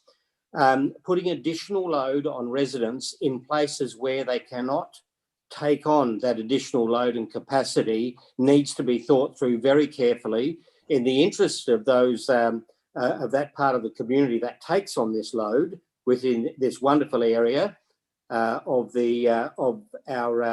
our council. In the interest of those residents, I would suggest that we ensure that every effort is made to consult those residents and seek their support on the most appropriate area. Thank you. Okay, thanks very much, Councillor. Thanks very much for that, Councillor. Further discussion, councillors? Councillor De Cruz. Yes, Councillor De Cruz. I was going to ask just following up on Councillor Stamoulis's amendment. There was a mention of relocating the skate park to the other side of the ovals down there in the foreshore. I'm a bit puzzled that we're putting forward a plan of management and now making that kind of amendments being proposed. Can you comment on whether that other alternate location was considered, and how we go about whether we build in that kind of flexibility in the plan of management or not? I'll put that question to the officers. Whether there's too many, whether we end up with the plan of management doesn't make sense because everything can be changed anyway. Thank you. Yes. I'll put that question to the officers. Through you, Mr. Mayor. So the proposed location of the skate park sitting at the bottom end of Leichhardt number 3 at the La Montage end was chosen because it's a highly visible site with excellent passive surveillance, and that's, we think, critical for a skate park location, attracting youth. It's also part of the site that's underutilised in terms of passive recreation, and the fact that it actually sits at a nice little active hub down there with La Montage, the junior sporting ground and the Bay Run, we think lends itself best to use as a skate park, and also sits in such a way that we're comfortable won't give rise to adverse impacts on neighbours, adjoining residents and the like. So for that reason, that's why we think that that southern end of Leichhardt number 3 is the preferred location, and that location is consistent with earlier reports to council as far back as the endorsed location for this in October of 2018, councillors. Thank you for that. And to clarify, that is the location specified in the management. That's correct. Thank you very much for that. Councillor De Cruz? Yeah, I've just sent an amendment through to the minute taker, if that can be put up.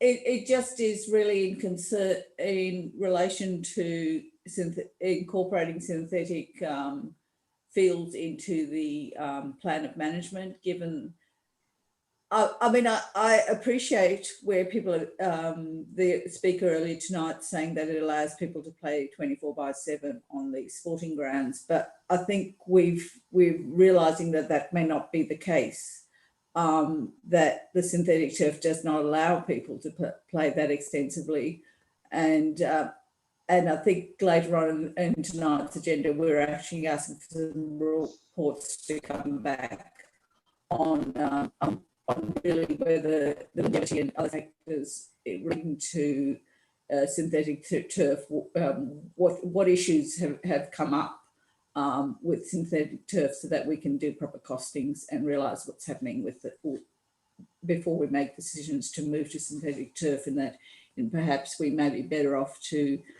look at how we design our fields so that they work better as natural grass. So I'm putting up this motion that we do not incorporate converting Leichhardt number 2 to synthetic turf in the plan management. Thank you.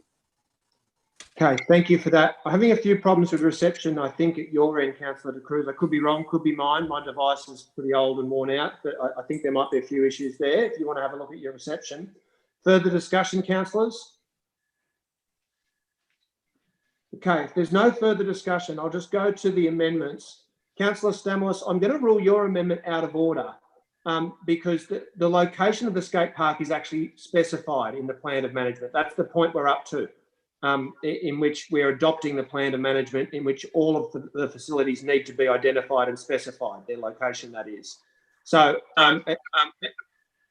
it's up to you, councillor, if you would prefer to move a different amendment, but we can't we can't state in the plan of management that the skate park, that the location for the skate park hasn't been selected.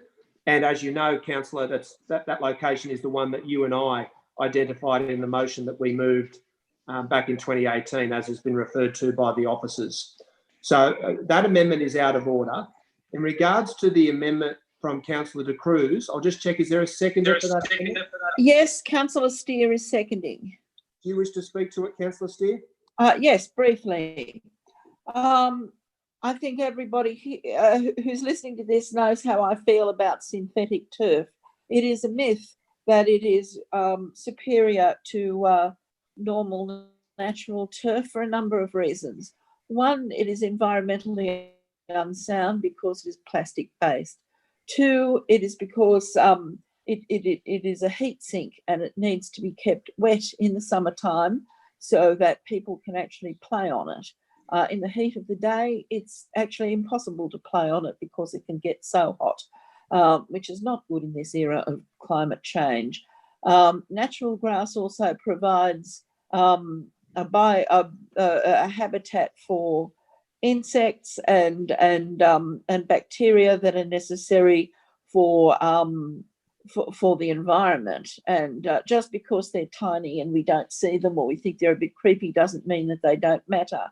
It actually, natural grass also holds the land together and prevents erosion and it being washed away.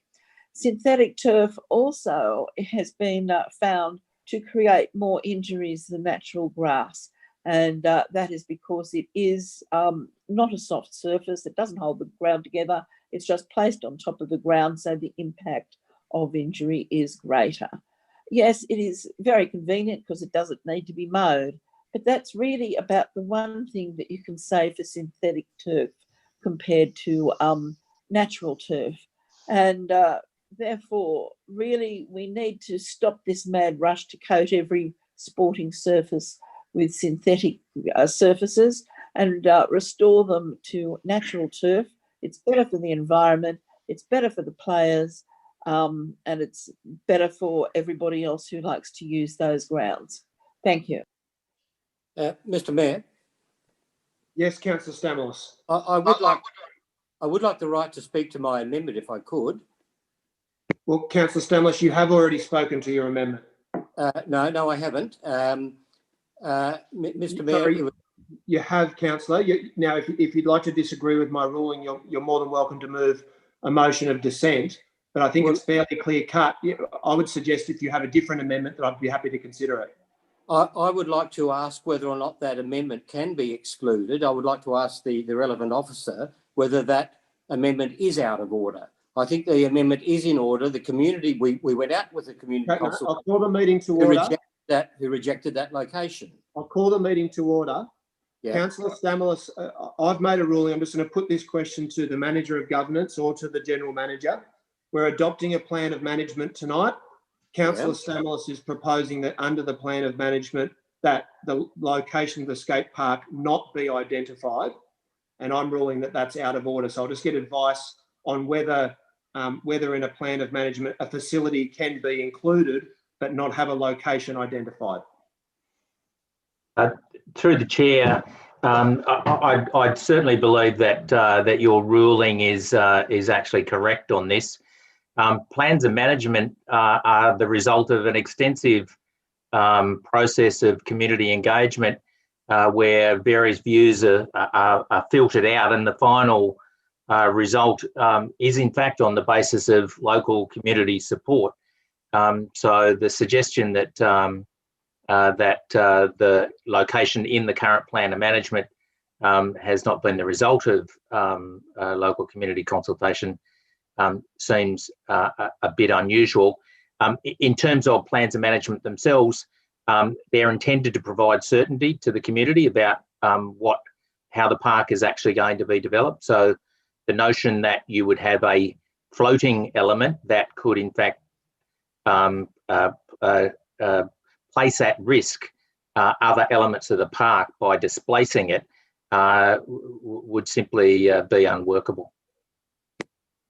Thank you for that. Well, Councillor there is not local community support. There's not. No, sorry, Councillor Stamos, you don't get another. Point of order. No, thanks, Councillor Drury. I've got it under control. If you can just let me chair the meeting, that'd be great. So, Councillor Stamoulis, your amendment has been ruled out of order. There being no further discussion, I'll make a brief right of reply before putting the De Cruz Steer amendment. I'd like to thank the council officers for their work over a long period of time in developing this plan of management, which has been significantly delayed due to reasons outside of our control in regards to the state government's administration of Crown lands. In relation to the skate park, I've been on the council with Councillor Stamoulis and Councillor Porteous for many, many years now, probably too many years, we'd all say. And we've been talking about building a skate park in and around this precinct for that entire time. I was elected in 2008, and this has been an issue of discussion since then. We weren't able to approve one or get consensus on the location for one in Callum Park, which I supported, but which was opposed by other councillors and by some community groups, but strongly supported by local young people. And we finally found a location that's outside of Callum Park. It is true to say that there's not universal support for that location, but that's a truism. There's never universal support for a facility for young people anywhere that it's proposed, because people are concerned about antisocial behaviour. We've already heard from the officers that one of the reasons for selecting this location is because the visual surveillance of the site is so readily accessible. That is, you won't have young people sitting around in dark corners doing naughty things. They'll be in the public domain if they're down there using this sporting facility. So I think there'll be, whilst not universal support for the location, there'll be huge relief from young people who've been advocating for the facility. And if it's anything like the terrific facility at Sydenham Green, wow, it'll be of enormous public benefit once it's opened, hopefully in the near future. I won't go into the somewhat tired old debate about synthetic surfaces, except to say the sporting community and the women's sporting community in particular have spoken very clearly on this issue. I remember all of the young women who got up and cheered Councillor Passos for her support for a synthetic surface at a previous council meeting. So if we're listening to the people who are actually making use of these facilities, then it's not a very difficult decision. So we'll now go to deal with the De Cruz Steer amendment. I'll put that and I'll ask everyone who's in support of that amendment to please raise their hands. I have councillors De Cruz, Steer, Hesse,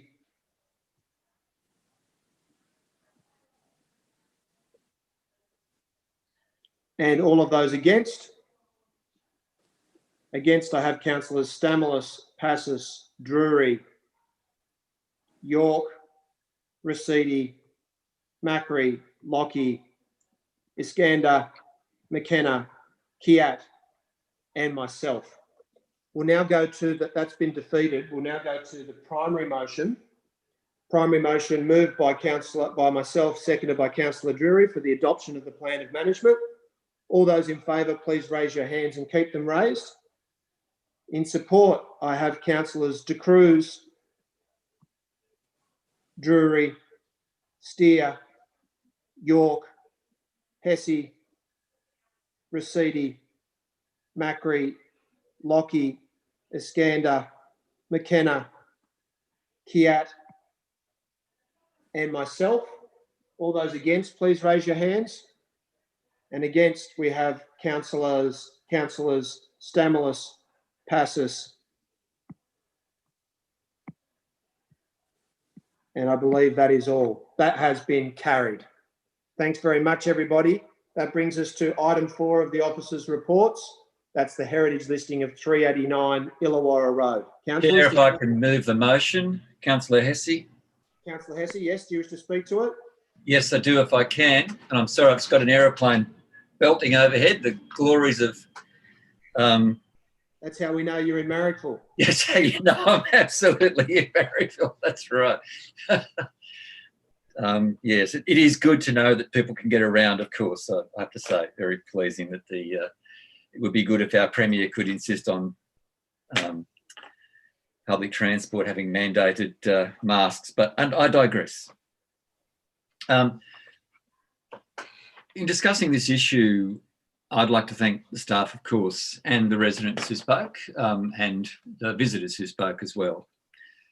In considering this matter, I think about the great song from about 1911 and the New York garment workers' strike, Bread and Roses. Because those women who were working in those factories didn't strike just for better pay and conditions. They struck for the good things in life as well. And that's been something which has been historically fundamental to the labour movement and indeed the Greens over the last, 150 years or so.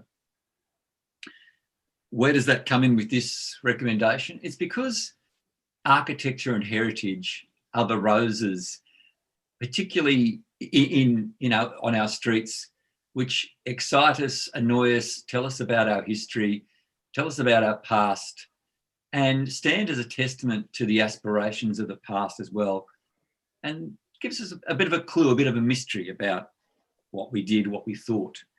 As I think Mr. MacArthur from the Marrickville Heritage Society mentioned, the church is without ornament. It's a stringent kind of Christianity, one that my paternal grandmother shared, I have to say, as a Methodist. Not quite me, but I do get where she was coming from. I also wish to correct the record too. Of course, this church was led by Peter Dixon until 2015. I did check my records. I did an interview with Peter when he left. And Peter was a highly valued member of the community, a very committed Christian. I respected him for that, even though I don't share his faith. But the church was used until just 5 years ago, both as a place of community support and, of course, of prayer for that faith. I think, as I think others have noted, we're asked here to consider heritage listing. We're not asked to consider other matters. And I think this is really important, because if we decide tonight to ignore the recommendation for heritage listing, we begin the slippery slope, because you can say, well, with any heritage place, it could be better used with something else. Can we imagine Kelly's Bush, which Jack Mundy worked on with the women of Hunters Hill to save back in 1971? There would be housing there instead of bush. Can we imagine the Rocks? Yeah, you get a lot more houses in the Rocks these days. If that was not stop, if the community and the BLF back in the early 70s didn't stop that. That's a proud union, community, and yes, green heritage, a labour movement heritage. And I think that should alert us to the importance of that heritage that is placed on heritage by our community. The report's really clear. More than 60% of this community, and I would bet that it's mostly people who actually live in Marrickville as opposed to those who don't, the people who actually have to live with what's proposed or not, actually want it to be retained. And I understand, of course, I've seen the local Facebook discussions on this, by and large promoted by people who don't live in the area, but because I've checked, but really, and I get there are some people live in the area who are very passionate about more housing, and I don't wish to diss them, because I support what they're after, and I respect the church's moves in this regard, but not here. And it's not about NIMBYism. Just 120 odd metres down the road next to the station, there's a DA in, I understand, for well over 100 of these boarding house style units. As the report says, of course, you can never enforce that, but I do believe the church would act responsibly in this regard, unlike a lot of developers. But I think we have to think about the roses in our society, and this is a rose, not in everyone's eyes, I'll grant you, but it's a rose nonetheless. And I think that if we trample on the roses of life, then we lose something in our community. And the people of Marrickville, we just talked about what the people of Leichhardt would like with skate parks, and I respect that. And I think we have to respect the community that I live in and the future as well as the past. And the future to protect this one building on a street which is being remade. I've lived just in this part of Marrickville for the last 21 years. More than half of it, I would say, has changed in that time. it could change again another 20 odd years. That might be the last remnant of old Marrickville Illawarra Road. Let's please protect that. And I ask councillors who don't live in this area, please protect this. We do, and we shouldn't, I should say, we shouldn't be held responsible for the failure of the state and federal governments in their housing policies. There are tens of thousands of vacant houses in this city available right now. But the tax laws of this country and the laws of this state government don't insist that those vacant houses be used. That is a crime against our society and against our current and our future peoples. This place is not responsible for that crime. So do not penalise, please do not penalise our community by taking its very limited heritage from us and giving us a rose in our community. Thank you. Thanks very much, Councillor Hesse. Further discussion? Yes, Mr. Mayor. Councillor Steer wants to support the motion, second the motion. Sorry, I had Councillor Passos there first. Are you the seconder, Councillor Passos? No, I want to speak on it. I'm not voting for this recommendation. Okay, I'll go to Councillor Steer as the seconder. And I Thank you. speak after Councillor Passos. Thank you, Mayor.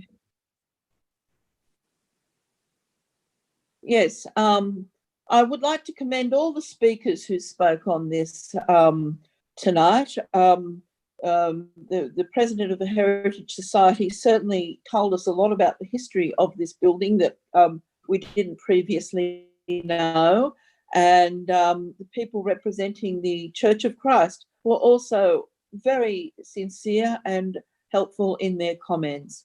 As Councillor Hesse has said, this is not a vote against affordable housing. The Inner West LGA has the highest number of boarding houses in the whole of Australia. We have at least 75 old school boarding houses, most of which are in Marrickville and Stanmore wards.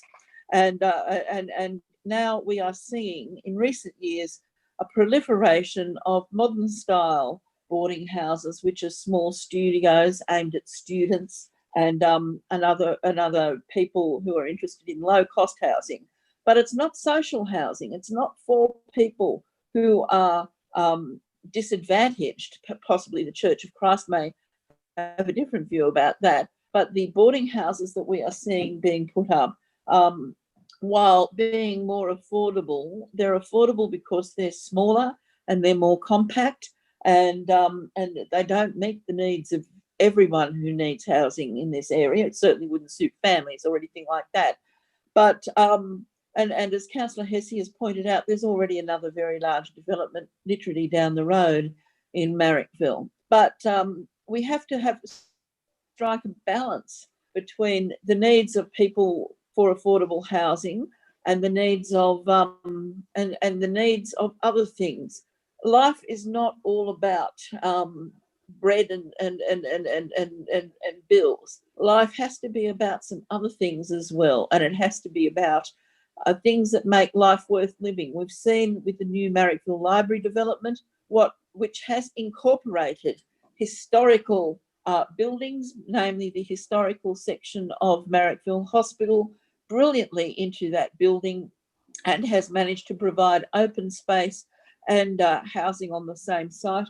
We have seen that really good architecture is possible to maintain our heritage while meeting the needs of people who need housing. This development doesn't do that, in the sense that it does not protect the church.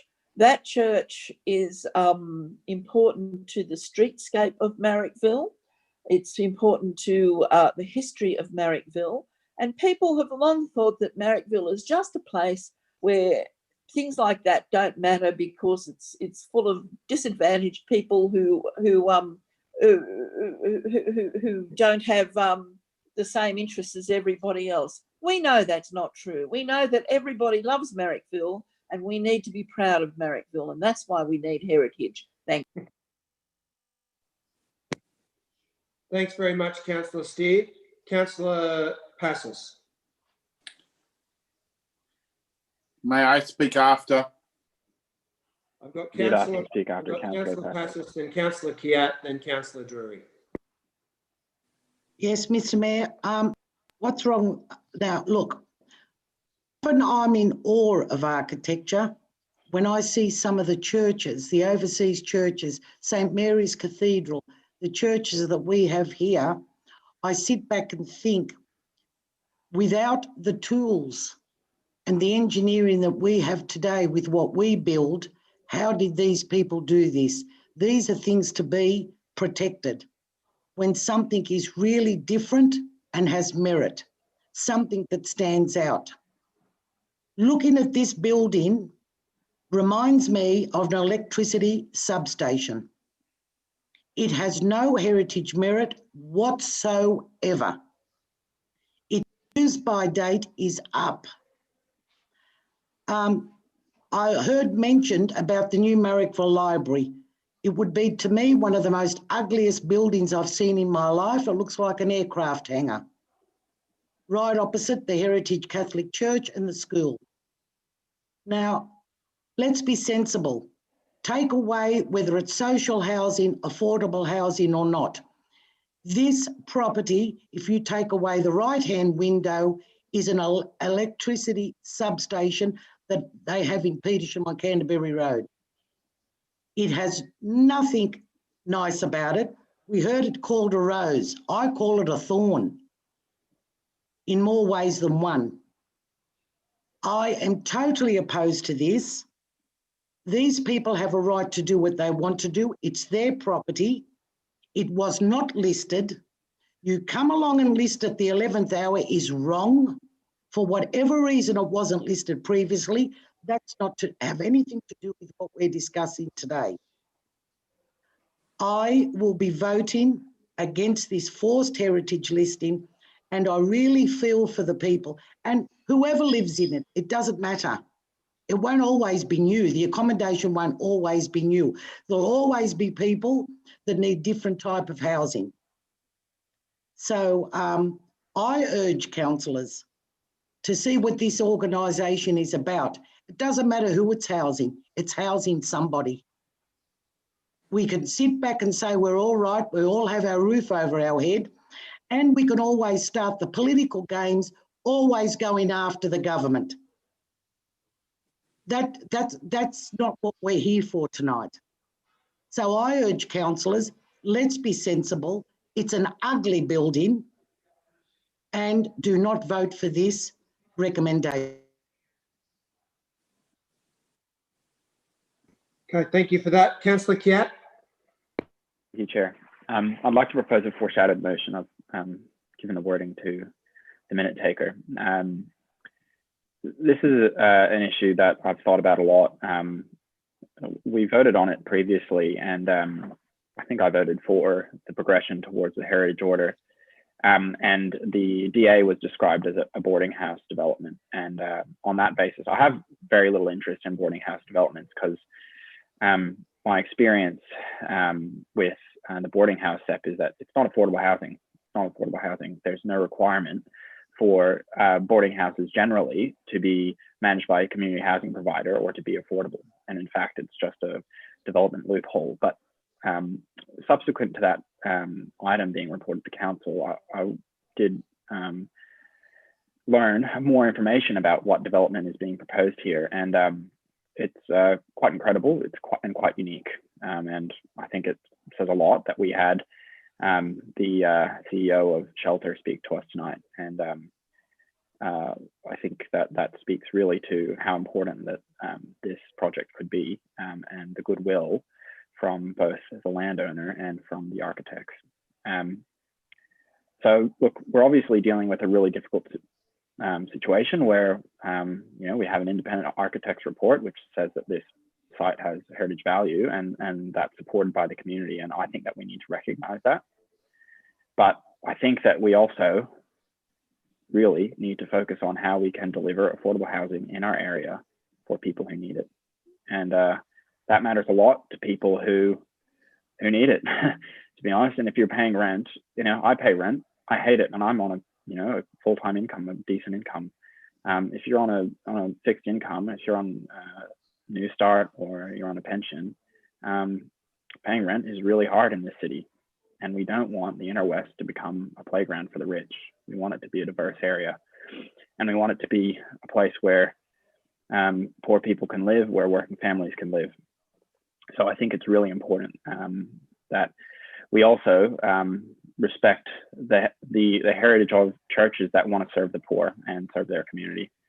And Peter Dixon actually was my scripture teacher when I was at Fort Street. I didn't know that I didn't know this was his church, and I haven't spoken to him about this proposal, but he was a person who saw the grays in life, and I think I don't know what his view on this would be, but I suppose he might be in support, because he was always a strong supporter of serving the poor and the church making that a priority. And I'm actually really impressed that the Church of Christ is doing that.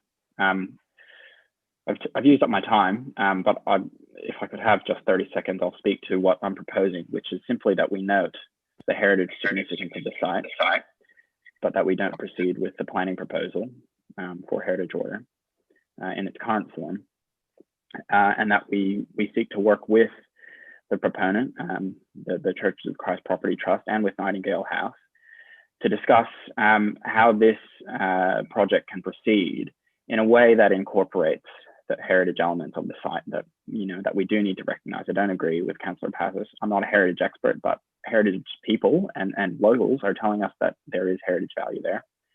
And I think we should also seek to partner with them on this project. And look, I've been a strong advocate of developing an affordable housing fund, and where possible, I've sought to use DPA funds to contribute to that. And so I think if any changes that we propose that relate to enhancing the maintenance of heritage in the site have some costs attached, I think that we should be prepared to partner with them and look to the funds that we have in our affordable housing fund to do so. Thank you. Councillor Drury. Yes. Thank you, Mayor. Look, I also recognise the heritage significance of the site as outlined in the heritage report, but I cannot support its listing because I firmly believe that we must preserve not just the physical character of our suburbs, but we've also got to preserve the social fabric and the social history of our communities. It comes as no surprise to anyone that Marrickville is gentrifying, and there are not sufficient options for those ordinary working people to find decent accommodation. These are the ordinary working people that built Marrickville, that built the community, that built the institutions and the traditions of that community. And sometimes I think there is a greater social good that needs to come into play. And I think that greater social good is what we need to focus on here. We need to think about not just the physical heritage, the building heritage. We need to think about the community heritage and what will be lost if we don't have innovative, creative ways of providing accommodation, decent accommodation for working people in Marrickville. Mr. Mayor. Okay, thank you for that, Councillor Drury. Thank you for that, Councillor Drury. I'm just going to speak briefly, and then I'll go to Councillors Stamoulis and De Cruz. I want to indicate my preference. I agree with many of the comments that Councillor Kiat has made, but I'm not supportive of the primary motion. I'm also not supportive of the foreshadowed motion.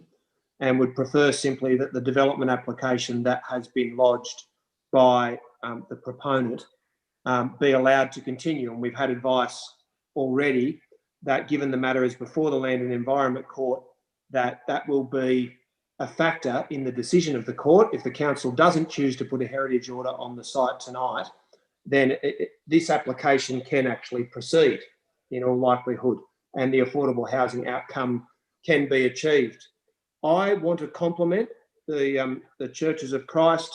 I'm an irreligious person, so I'm not really familiar with their denomination, but I'm familiar enough with the challenge of affordable housing to know that what they're doing here is very principled, because we've been arguing for a long time that all of the church land that was accumulated many, many decades ago, sometimes centuries ago, in the inner city should be used for a good social justice purpose.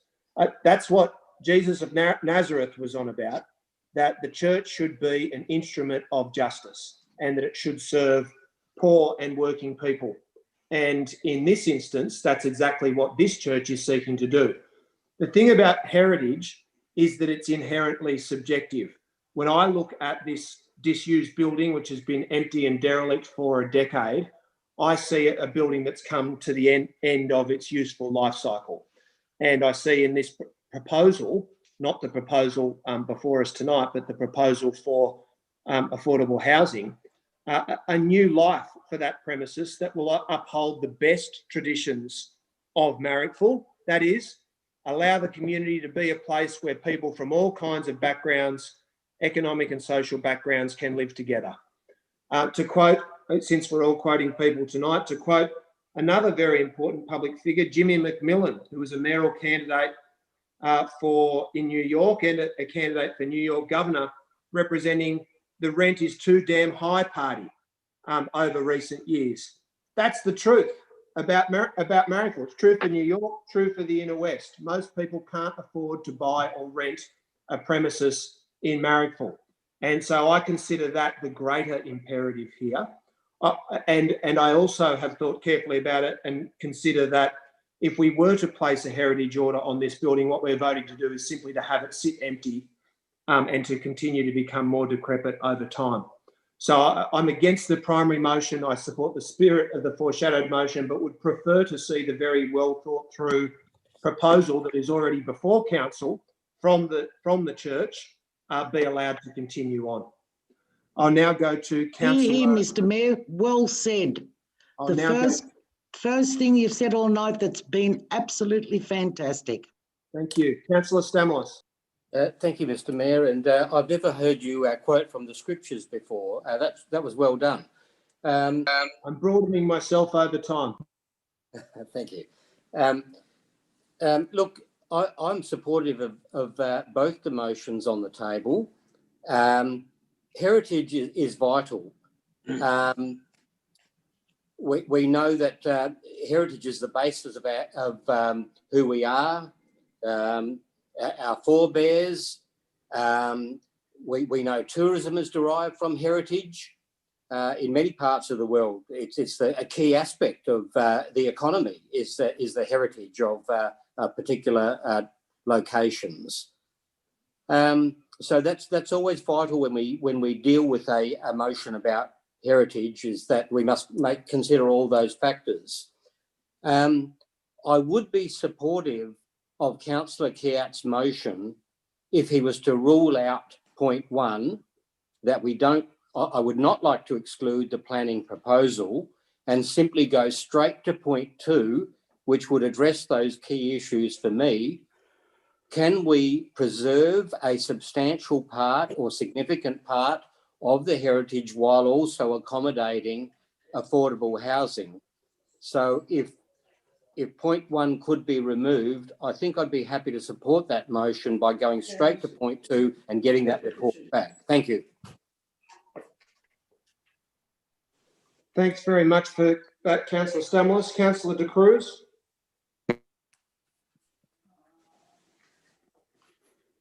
Thank you. Hopefully the sound will be okay. Look, I'm speaking in support of the heritage listing. And unfortunately, I'll be speaking against my colleague's foreshadowed motion, because unless you put some sort of heritage listing on a building, there is no reason and there's no recognition of the value of that heritage. The Marrickville Heritage Society has said it's a unique building. Why it's lying empty, I think, is a very sad situation. Certainly, there are lots of people who need to use spaces, community spaces. I'm surprised that that Marrickville, being such a live music suburb, doesn't have some sort of music performance in there. That's certainly what's happening in the churches in Annandale, and Johnson Street Jazz has been at the Uniting Church, and now they're at St David's in Haberfield. So I think there's lots of opportunities to use such a beautiful building and such an old building. And I think one of the things about the old buildings, and as you know, I've been a convert to heritage, and once you start looking at the buildings, you notice what's different in them. And to take these kinds of things away from people and never to provide them with that opportunity is really an unfortunate thing to do, and is really, some would say, vandalism. So I think we've had an assessment here. We've seen that it does have heritage value, and that we should actually maintain this property. And I think it's unfortunate that the only use this church can see for this property is to knock it down and build affordable housing, which, I mean, developers all over Sydney are doing. And we even know now that there's an excess of apartments. And so I really don't think that knocking down a heritage building just because you want to build some apartments, when there are car parks. I mean, for God's sake, and I'll be quoting scriptures, but my scripture knowledge is not that good. But we've got car parks all over the place. Why don't we put up some affordable housing on there? Why don't we go into partnership with Church of Christ on some of our land around the place and look at putting up affordable housing? I mean, we've got a car park which no one's paying to use. So there's lots of opportunities to develop affordable housing. And affordable housing, I think, to date, what I've noticed in affordable housing is they're very small apartments, generally without parking, but I don't think that's as big a problem. But I don't see very many families living in affordable housing as such as defined in these kinds of situations. So I think we need to look at much more diverse housing, and we certainly do need a housing policy. And I don't think housing policy needs to be dependent on knocking down heritage buildings. So I'll be voting in support of the motion on the papers, and I thank the staff and Marrickville Heritage Society and others for speaking on this item. Thank you for that. Is there anyone else who wishes to speak to the item? Chair, can I say something? Yes, Councillor Macri. Chair, I think it's really difficult when it comes to these situations where we do have a conflict of a potential heritage item and a use, particularly a great community use like this in the social housing sector. But we're not strangers to that. See the Mirvac building? There were 3 state significant heritage homes underneath it. The first treasurer, Labor Party treasurer of New South Wales, had one of them, had a beautiful turret entrance, everything.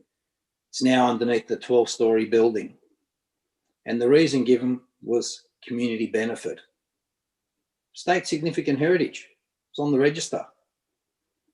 Now, if you tell me those 12-storey apartments, they delivered to council 9 affordable housing units, that's a good outcome. We got something out of it. To reproduce 54 apartments for affordable housing, you'd have to approve 1,440 apartments to get that same outcome. I think this is a much simpler way of getting 54 affordable housing apartments, with on top of that a social enterprise on the ground floor, which will probably be a cafe, which will be training people that are unemployed or disadvantaged people how to get a job and better their lives. And the church wants to better their lives. I heard the Mayoral Heritage Society speaker talk about how it was a very simple church for the reason they were no-nonsense people, the people of this congregation. Well, this to me sounds like a no-nonsense actual outcome. When we look at these in a planning context, it's not out of place in the area it's going to go in. It is the planning controls of that area. They're not exceeding. This process, this development still has to go through a process, a DA process, and there is a court challenge about that. We could take a different approach. You can respect heritage in many ways. Doesn't mean you've got to retain the whole building, doesn't mean you can retain part of the church pews can be used as part of the new development, the new social enterprise. The part of the front could be reconstructed inside whatever enterprise they put down the bottom. There are a number of ways to respect that heritage. But there's also the outcome is we can do that and still have that outcome where we have 54 people that are going to have access to affordable housing. For that reason, I prefer to actually, at this stage, go with the foreshadowed motion from Councillor Kiat and move forward. Hopefully staff can consider different options in how we respect the heritage of that site, how we maintain that appearance so people can still see that. I think that's really important. And, you know, the argument... Councillor, your time has expired. Okay, I'll just say the arguments that Councillor Hesse put forward about different things that were achieved were great, but there are many just as great things that are achieved when the right development goes in on the site, as the Opera House did. Okay, thank you. Thank you for that. Is there any further discussion, councillors? I'd like to sum up if I can, Councillor Byrne. I'll go to Councillor Hesse for his right of reply. Thanks, Councillor Byrne. Thanks, councillors. I think one of the things that disturbs me about this conversation is, or saddens me about it, and I guess I'd start with the response from the representative from Shelter, which is an organisation I respect, and I respect what they had to say. But I think what it represents is a profound loss of confidence in our future. Because what we're saying here is, because there's been a fundamental failure by successive state governments, I'm not blaming just the current one, and also successive federal governments around social housing, that we're prepared to sacrifice, yes, this little bit of heritage in Illawarra Road, Marrickville. And that's a profound loss of confidence because we believe, it seems, that we can't do better than that in one of the wealthiest countries in the world. The reality is, as I've said before, we can house every homeless person in this city a dozen times over, probably 20, probably 100 times over, if we wished to. But because of state and federal policy on housing and taxation, we don't. But we're prepared to sacrifice the heritage of this community, which has said in a survey that it would rather like to keep it by a majority.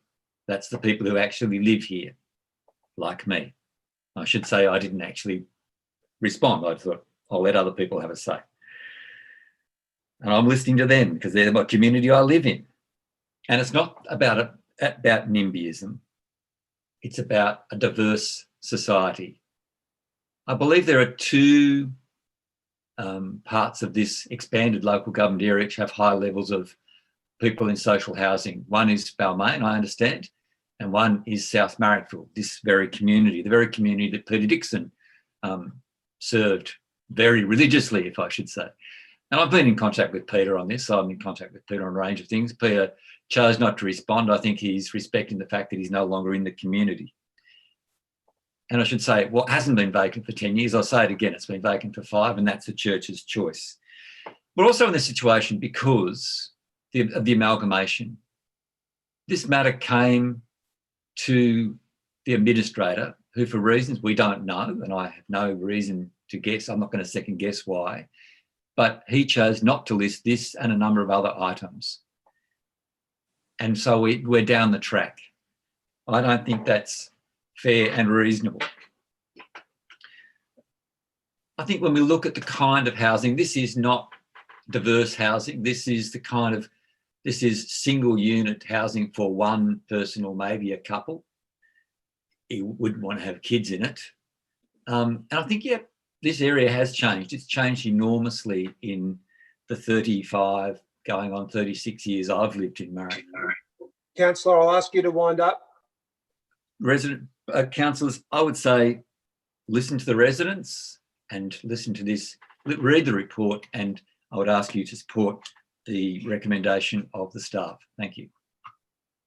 Okay, thank you for that. Now, councillors, we've got a foreshadowed motion from Councillor Kiat. I'm not sure if we ever clarified if there was a seconder for that. Is there a seconder for the Kiat motion? I'm certainly happy to second it in order to get it on the business papers. I think Vic's saying he's happy to second it. He's waving at you furiously. No worries. Thank you for that. So Councillor Macri will second the motion from Councillor Kiat. And was there further amendments as well? Could I just ask the minute taker to scroll down? No, there wasn't. Okay, terrific. Mr. Mayor? Yes. Could I ask Councillor Kiat if he was happy to remove point 1? John, Councillor Stamoulis, I'd be happy to explain why I'm not, but I don't want to speak out of turn. Okay, no, that's fine. So he's not removing that, Councillor Stamoulis. Did you wish to move that as an amendment? Yes, I will move that as an amendment. Thank you. Okay. Is there a seconder for the Stamoulis amendment to delete point 1 from the Kiat-Macri foreshadowed motion? There's no seconder. That will lapse. So we'll go to the primary motion. We'll vote on the primary motion. If it's defeated, we'll vote on the foreshadowed motion. So I'll go to the Hesse-Steer recommendation, the adoption of the officer's recommendation. All those in favour, please raise your hands. In support, I have Councillors De Cruz, Stamoulis, Hesse, McKenna, Steer, Lockie,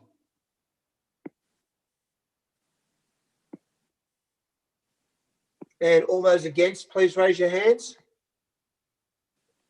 Against, I have Councillors Passis, Rescind, Macri, Kiat, Drury, York, and myself.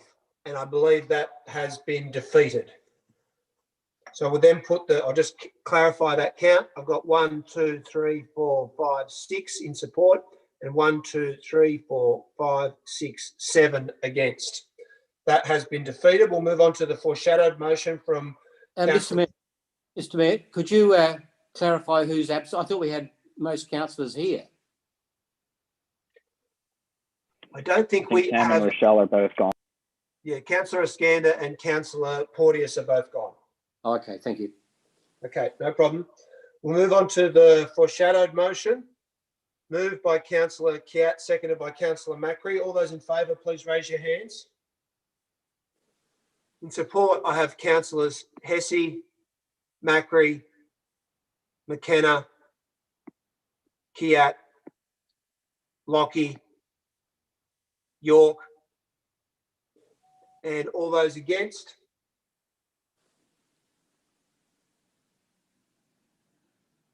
Against, I have Councillors De Cruz. Mr. Mayor, Mr. Yeah. Mayor, Yes, Councillor. I don't know what's going on with this computer, but I was in favour of the first round of voting. Okay, Councillor Passis is for the resolution. So against, I have Councillors De Cruz, Stamoulis,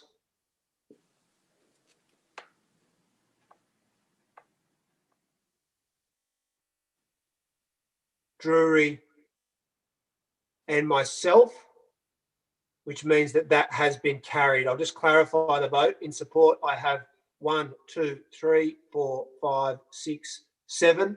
And against, I have 1, 2. Councillor Rescind, are you for or against? I'm against. Okay, against I have 1, 2, 3, 4, 5, 6. That has been carried. Councillors, it's just past 9 o'clock. I'm going to adjourn the meeting for a period of 5 minutes.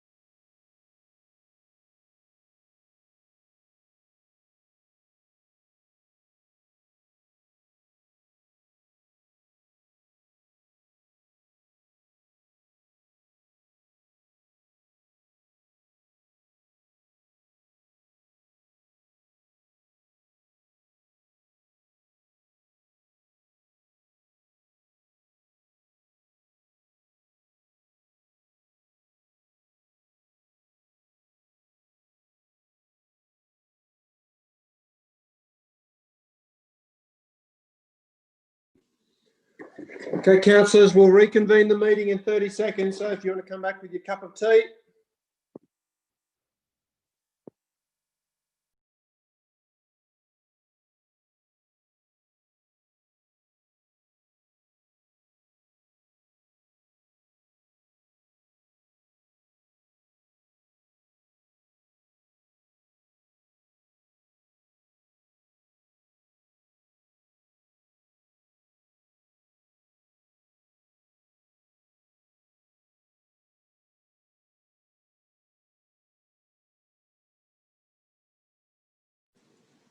Okay, the meeting is reconvened. Councillors, that brings us to item 5 on the officers' reports, WestConnex Independent Property Impact Assessment Panel. This is for receiving and noting. Does any councillor wish to speak to the item? No, excellent. I'll move that then, seconded by Councillor Lockie. All those in favour? Against? Declare that carried unanimously, I presume. Excellent. That brings us to item 6, notice of motion to rescind, adoption of Tempe Reserve Plan of Management. Which of the 3 movers would like to speak to that? Well, Mr Mayor, I think the whole 3 can when it's a rescission motion. Yes. The whole 3 signatories. Yes, you'll also be aware, councillor, that they're required to speak to the reason for rescission. So would you like to go first? Yes, Mr Mayor. Few statements made around why this rescission motion's been put in. A few people have tried to be mischievous. This has nothing to do with the turf at Tempe. This rescission motion was put in until we had some information on the quality of the turf, how it's put in, the cost and warranties.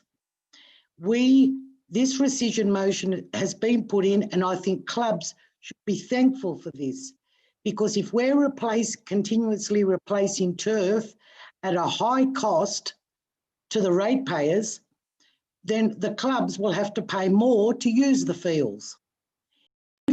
If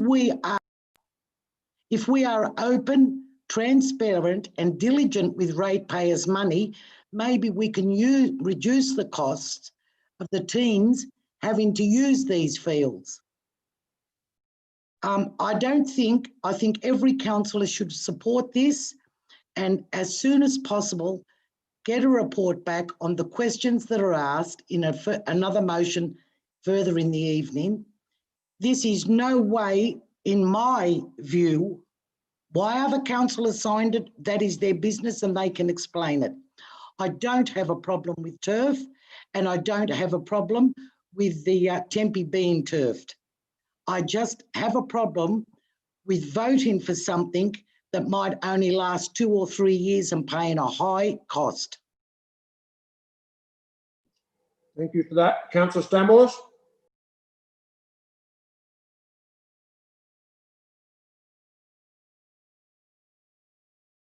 Councillor Stamoulis, we can't hear you. Thank you, Mr Mayor. Can you hear me now? Yes. Mr Mayor, this motion, rescission, is about delivering quality, seamless services to our sporting community. And there has been some concern that during the debate last week on providing a synthetic turf at Tempe, after that discussion took place, we received information about problems that occurred at Arlington. And of course, that disrupts the sporting season. It disrupts the sports players, the clubs themselves and the administration. We're wanting to make sure that, we cross the T's, dot the I's, so that these services are delivered well at an appropriate price to council, and so that fees won't be increasing unnecessarily for clubs because these jobs need to get repeatedly done. So it's a very important motion about delivering very, very good and effective services to our sporting clubs. Okay, thanks very much for that. Councillor De Cruz.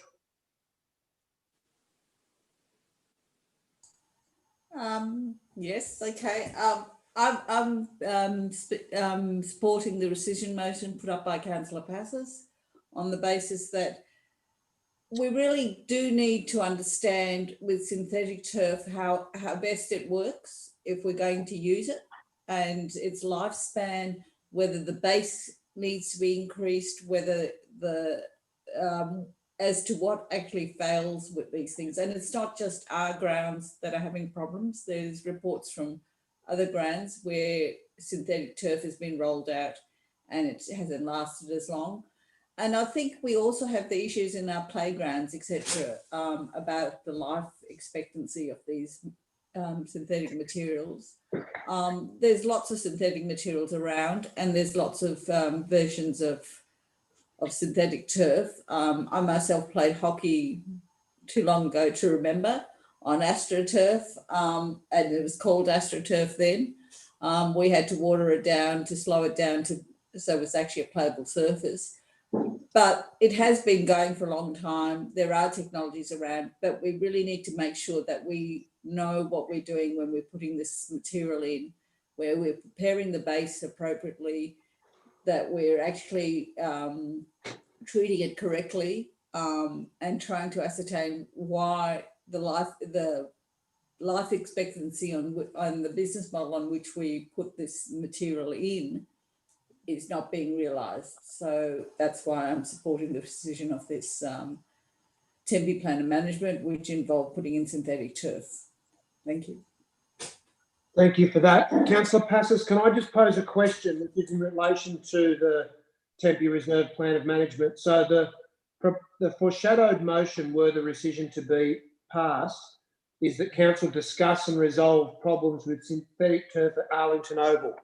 So what's the intention in regards to the actual Tempe Reserve Plan of Management, noting that the synthetic surface there is only one part of the Tempe Reserve Plan of Management? That's the only, Mr. Mayor, that's the only problem I have. That can go ahead. I'm not a bit concerned. I supported the Tempe Plan of Management and I supported the turfing. But we need to know, are we maintaining our turf in the proper manner? Are we getting the right warranties? But if the rescission motion is passed, then there will be no Tempe Reserve Plan of Management. So what's the plan there? Yes, there is, Mr. Mayor. This was just to do with the turf. It says, rescission motion, that council discuss and resolve problems with synthetic turf at Arlington Oval. Okay. It's not to throw out the whole plan. It's the rescission motion speaks for itself. Okay, all right. Well, I've sought clarification. Is there anyone who wishes to speak to the motion? If not, I'll go to Councillor Passos for a right of reply. This is not playing politics. This is being open, transparent, and I've had numerous phone calls today. And when I've explained to the people that were given the wrong information, they agreed with me wholeheartedly. Wholeheartedly. They want the turf. They want it to be maintained and they want it to last. And they want council to be able to afford to put it in. But we cannot replace it and throw good money after bad in such short periods of time. That's what this whole rescission motion is about. Thank you for that. I'll now put the motion. All those in favour? Yes, sorry, Councillor Stamlis. Mr. Mayor, could I seek clarification of that? The motion is intended to defer while we seek a discussion and resolve those problems so deferring the Tempe Reserve Plan of Management, as I understand. Sorry, Councillor Stamlis, I'm not going to allow you to amend the motion when we've already had the debate and a right of reply from Councillor Passos. So we'll move on to the vote. I'll put that. All those in favour of the rescission motion, please raise your hands. I have in support Councillors Stamlis, Passos,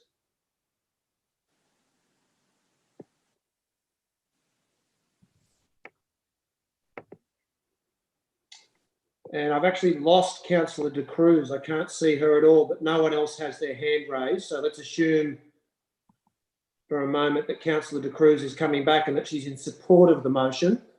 All those against, please raise your hands. Against the motion, I have Councillors Hesse, Macri, McKenna, Drury, York,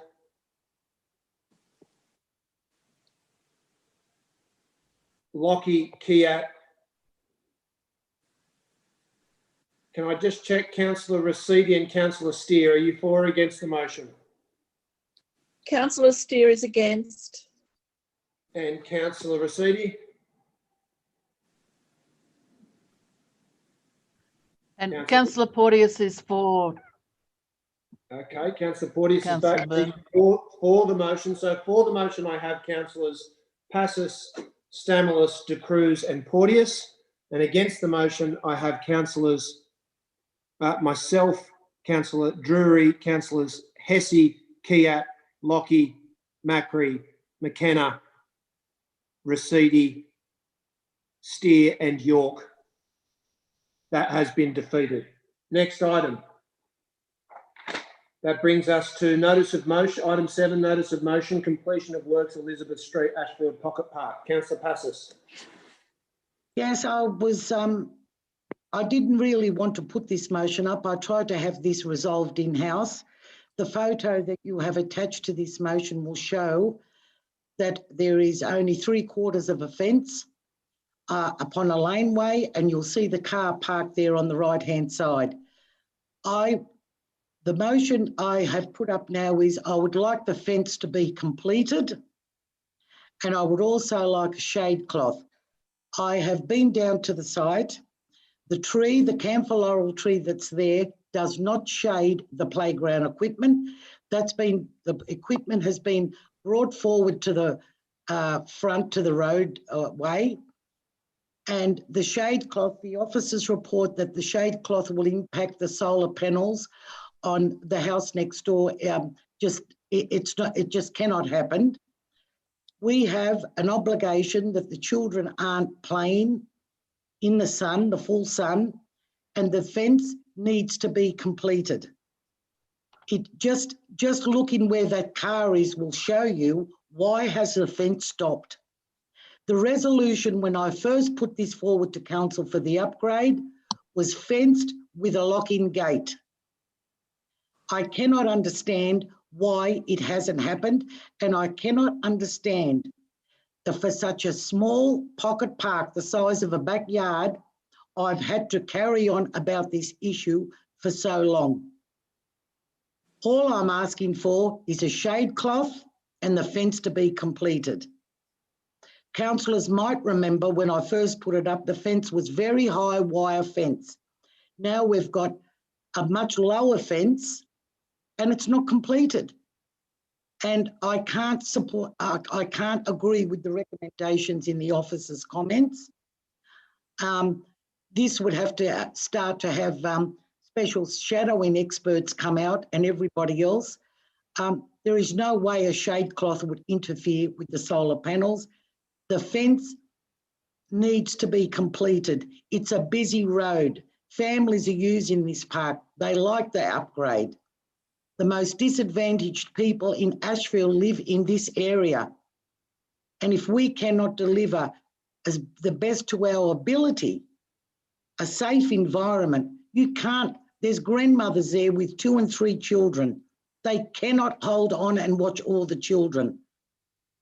And people know that take your eye off for 1 second and that car that drives up the laneway right alongside the part that's not completed.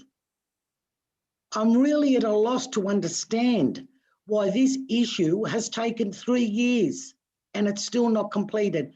Councillors, as I will remind you, it's not my ward. There's not a vote for me in this. Thank you, councillor. Is there a seconder for the motion? Yep, I'm happy to second the motion. Motion is So seconded. am I. And do you wish to speak to it? Yes, I would like to speak to it. I guess there's 3 points. This is the only playground in the vicinity. There was a playground that was demolished to construct the new Ashfield Aquatic Centre car park. So this is a very important playground. The fencing, I think it's quite negligent of council to not complete that fencing. Just this week, a toddler has been killed by someone backing out of a driveway. It is just so dangerous. And I mean, I think it's probably even more dangerous where it's less busy on that little laneway. So I think the fence needs to be put in as a matter of urgency. And with regard to the shade cloth, normally I wouldn't be a fan, but that tree is actually to the south of the playground and it wouldn't provide any shade. So I'm quite surprised, given that we've got a $500,000 shade cloth program, that we aren't automatically putting a shade cloth in this place. But I also would like to see that there's additional planting.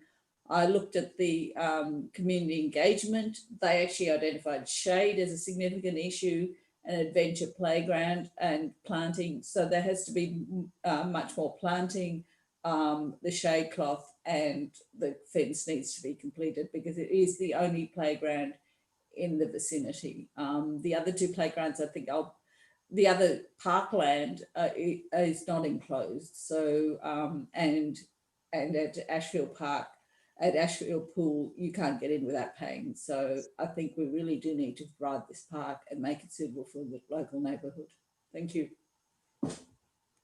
Okay, there's no further discussion. I'll go to. I'd like to Could raise I one just point, ask Councillor Brown. something to the council staff, Councillor Byrne? Yes, Councillor Porteous. Look, I just want to ask the relevant officer. So the wording on the motion says a request for a new shade cloth be installed. As Councillor De Cruz has alluded to, we do have a budget for shade cloths, but we also have a list of parks where it's planned to put shade cloths. So should this motion pass in its current form, I'd be interested to know how the staff would action it. Would they be reorganising the prioritisation of the current list of shade cloths? Can it be accommodated within the current budget that we have without pushing further down the list one of the parks that's planned, or are additional funds required that need to be identified? I'd just be keen to understand how it can effectively be actioned. I'll put that question to the officers. Through you, Mr. Chair, we would need to reprioritise the shade cloth funding program. So we would take the lowest priority project off this year's planned works, and we would undertake this new shade cloth at Elizabeth Street. Thank you for that. So a supplementary question, would there be I'm not keen on reprioritising an existing list, which I'm sure has been identified because of need. Is there another way of funding this within the Parks and Recreation budget in order to, I'm assuming it's not a high cost, can we identify another budget? So I'll put that to the relevant officer. Put that question to the officers. Through the chair, this year's capital works program is 100% allocated. So if council resolves to proceed with this shade sale, we will need to change the priorities and shift a project out of this year's capital works program. Thank you for that. Councillors, any further discussion? I was on the same wavelength as Councillor Porteous. I was going to suggest an amendment that we receive a report back on the progress of the shade sale installation program. I hope that Councillor Passos would accept that. It's something that I've been meaning to check in with the council officers about, and I think we'd all be interested to see how we're going. Look, on the point that Councillor Porteous raised, you know, that may be an appropriate time to think about where this park would fall within priorities. Perhaps we could receive some advice from staff on that point at that time. So, Councillor Kiat, are you proposing that as a foreshadowed motion? No, it's an amendment. I'm not against the proposal that a request for a new shade. Well, I mean, the wording is confusing, but that I'm not against the new shade cloth being installed. I'm for it. But I want to see this and how we're going. I'll accept the amendment. I'll accept the amendment. Okay, that's incorporated into the primary motion. Councillor Kiat, if you could provide the wording of that very simple amendment to the minute takers so they can incorporate it. Did you want to specify when that report would come, Councillor? As soon as... Sorry, I'm putting that question to Councillor Kiat. No, I would say in December. Okay. I don't think it needs to be particularly detailed. Okay, that council receive a report back on the progress of shade sale installation program at the December meeting. So that's incorporated into the primary motion. Further discussion, councillors? Sorry, Councillor Byrne, could I get a further clarification from council staff? Because my understanding is the way that the motion is currently worded, they would need to reprioritise the list of shade cloth installations. So we would effectively be approving this shade cloth going before others that are already in the list. That's correct, and presumably the shade cloth that was cut would be identified in the report that we receive in December. Sorry, say that again. That's correct. the motion, even with the amendment, would be approval of the installation of the shade sail, and that the advice we've received is that that would mean that another shade sail would be cut, and presumably that shade sail would be identified in the report that comes in December, but we'd be approving the Elizabeth Street shade sail through the motion. Could I request that Councillor Passis consider a further amendment to her motion such that consideration be given for inclusion of a shade cloth at Elizabeth Street Park,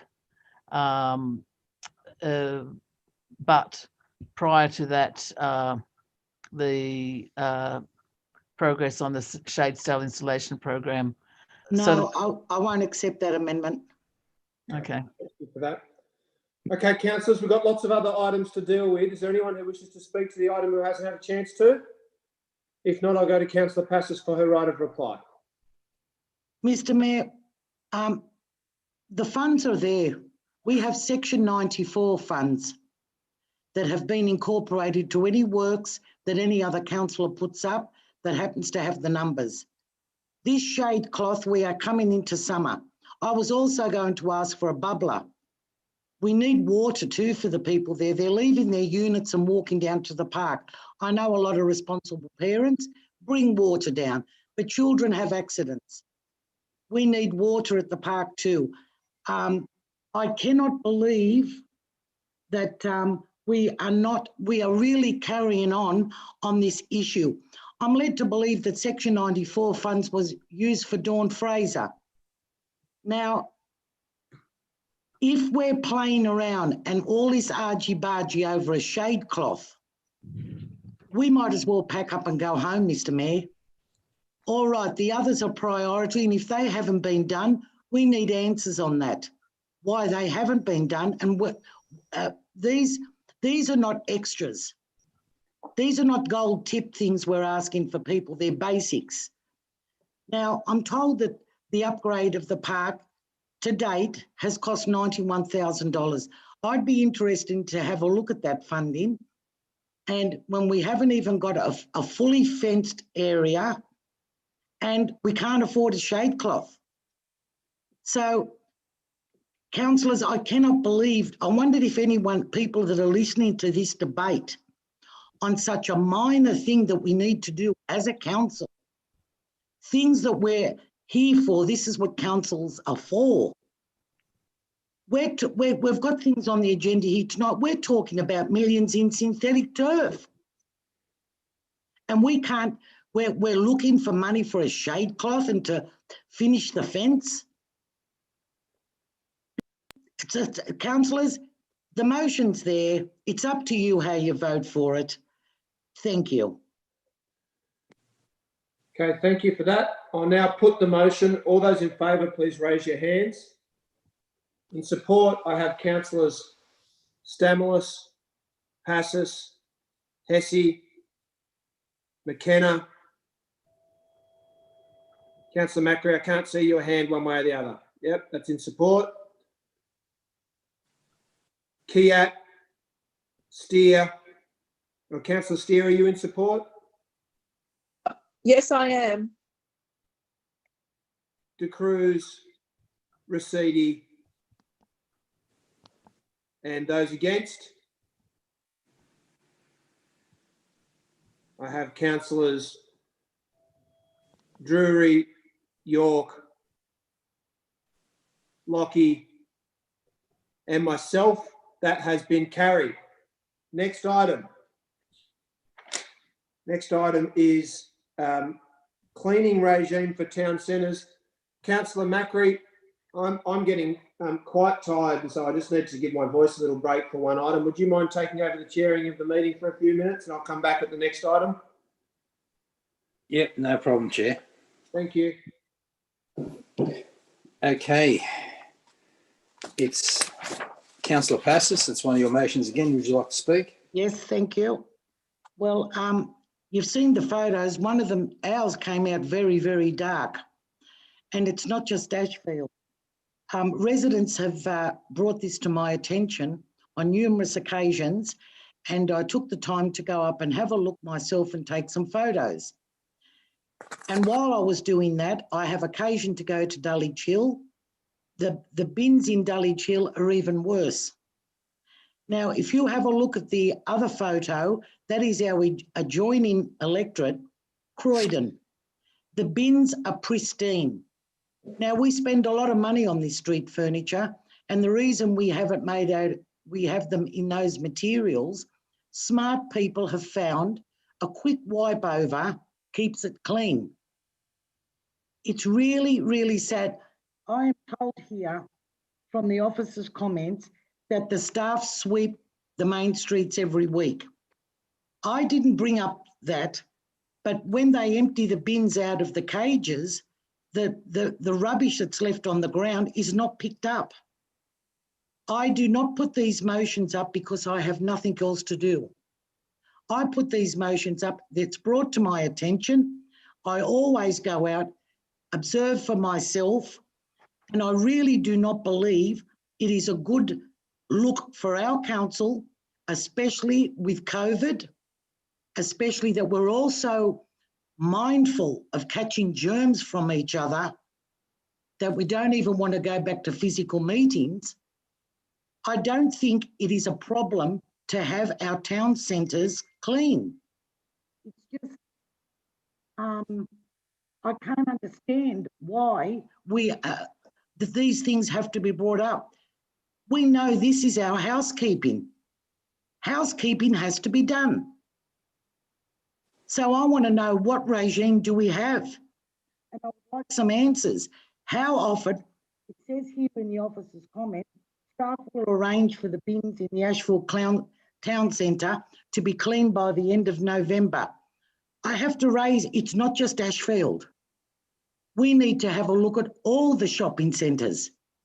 I really would like councillors, if they have 5 minutes, go into Dulwich Hill tomorrow and have a look at the bins. Councillor Passis, do you want to amend your motion to get a report on all the town centres cleaning schedule then? Yes, not a problem. That's I thought I would speak to it, but add that to it. You can put the amendment in. Councillors, just go down and have a look at the state of our bins. It's unacceptable. All right, I've got Councillor Rescind seconded the motion. Do you want to speak to it, Councillor Rescind? No, I think it's all been said. Okay. Any other further speakers on this? Yes, Councillor Macri. Councillor Stamolis. Look, I think this is a very important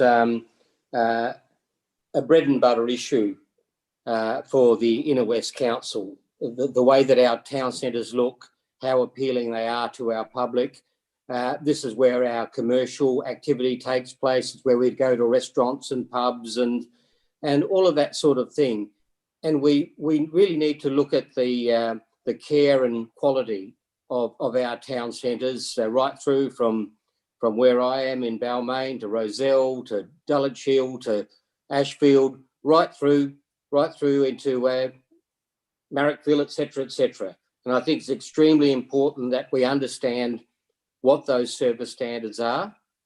I'm also putting forward an amendment to be included in that report that Councillor Passis is requesting, and that is that,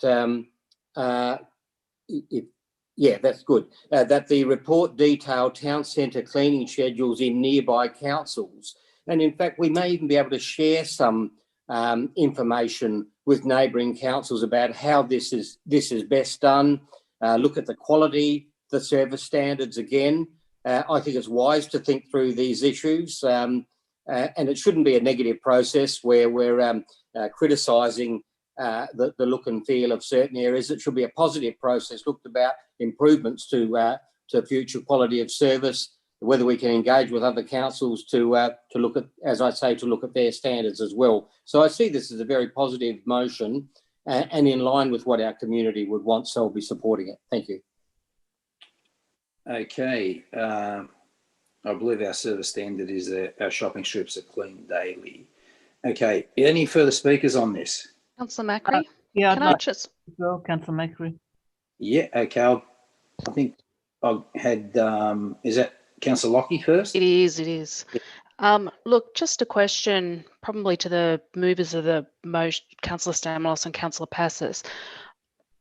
I don't have a issue with getting a report back that confirms what the street cleaning schedule is. I think we've got some of that information in the comments anyway. I don't mind getting some comparative information. However, I note that the motion calls for this report to come back at the next ordinary council meeting, which puts quite a lot of time pressure on it, particularly if we're expecting staff to speak to nearby councils. I would ask that, I don't think I could support it if we're asking them to do that at the next council meeting, but if you're willing to consider pushing that timing out, then I don't mind supporting it.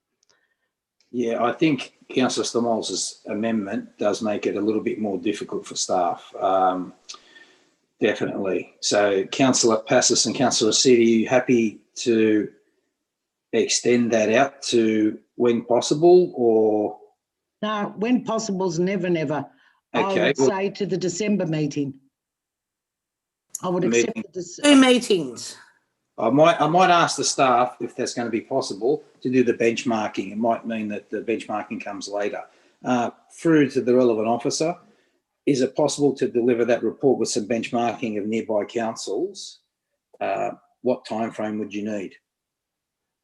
Thank you, Mr. Chair. We can, of course, report on our own service levels by the next meeting or the December meeting, and we're happy to reach out to our surrounding councils, but we will be dependent on them responding to us in a timely manner. So I don't know if we will have a report ready by the December meeting. Okay. All right. Councillor Macri? Yep, Councillor Porteous. Yeah, look, thanks, Councillor Passis, for putting this motion up to council. I've been concerned, and I know a lot of the residents of the Balmain ward are concerned about what's happening with their cleaning schedules, and not just the schedules itself, but also the type of cleaning that's being done. There's certainly been some comments about, yes, the streets are still being swept, but they're not actually getting washed in a way that they were being washed before. So they're a lot dirtier. I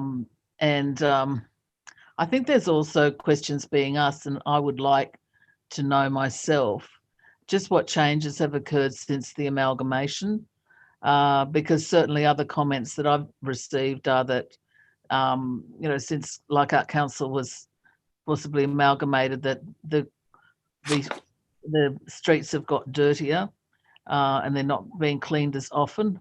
And it would be good to have that information available to councillors so that we could respond in a more informed manner on exactly what changes have occurred since the amalgamation.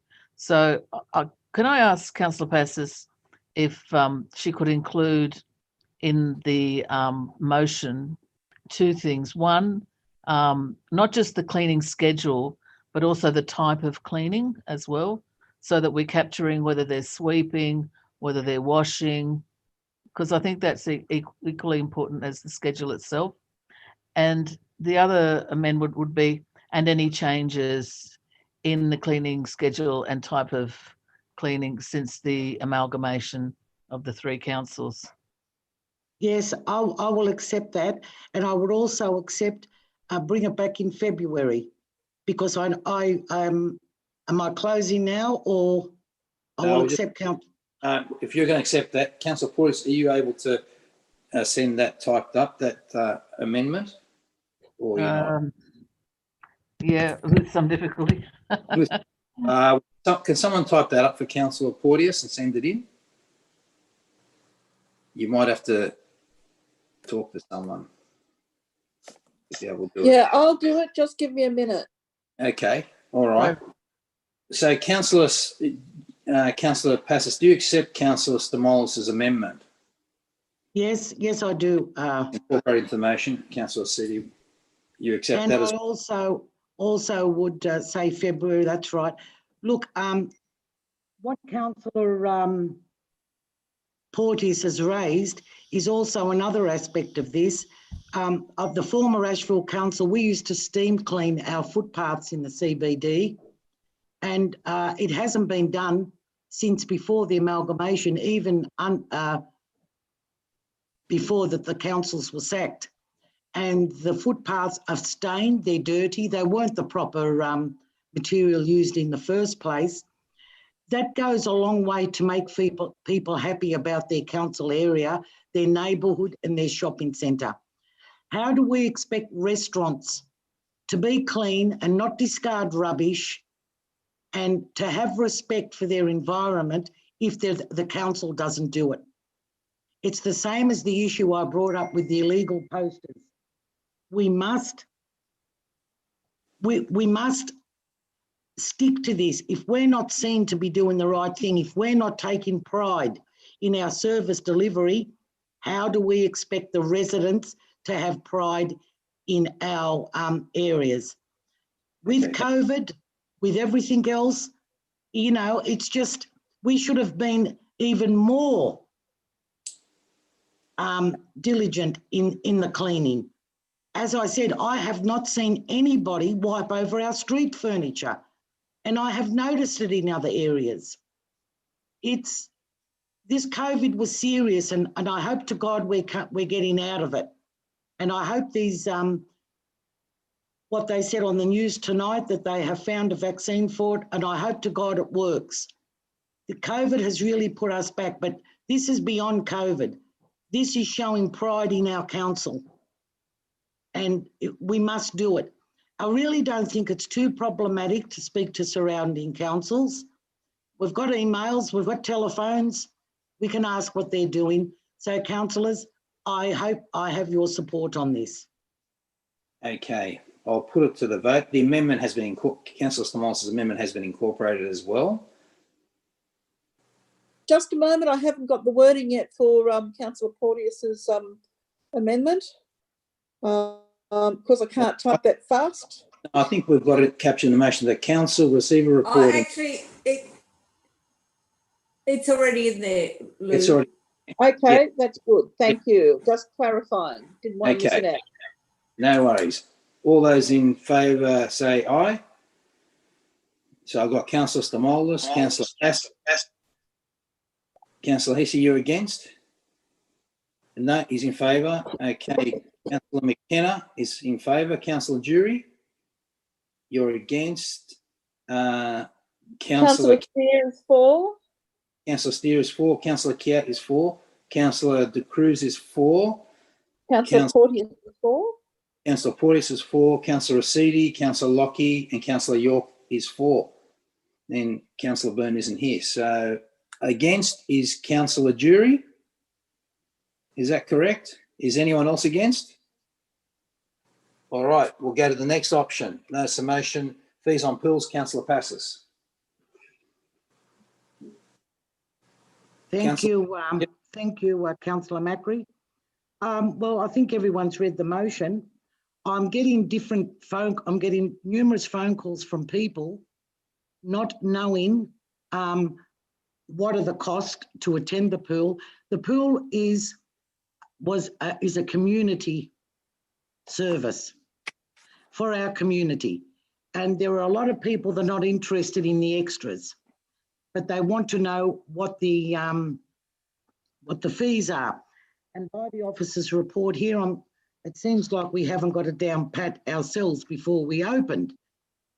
And I would also like councillors to, if they're not aware, that the former Ashfield Council used to include a family pass in with the rates, a one-off pass every year. It was a nice token, and I would like that to continue. I don't use the pool. I don't have children or grandchildren, and I know a few people that don't. But the renters that do not receive rate notices do not receive these vouchers, and I used to hand them out to all my neighbours. And I know that a lot of other residents did the same. So I really would like councillors to support this motion.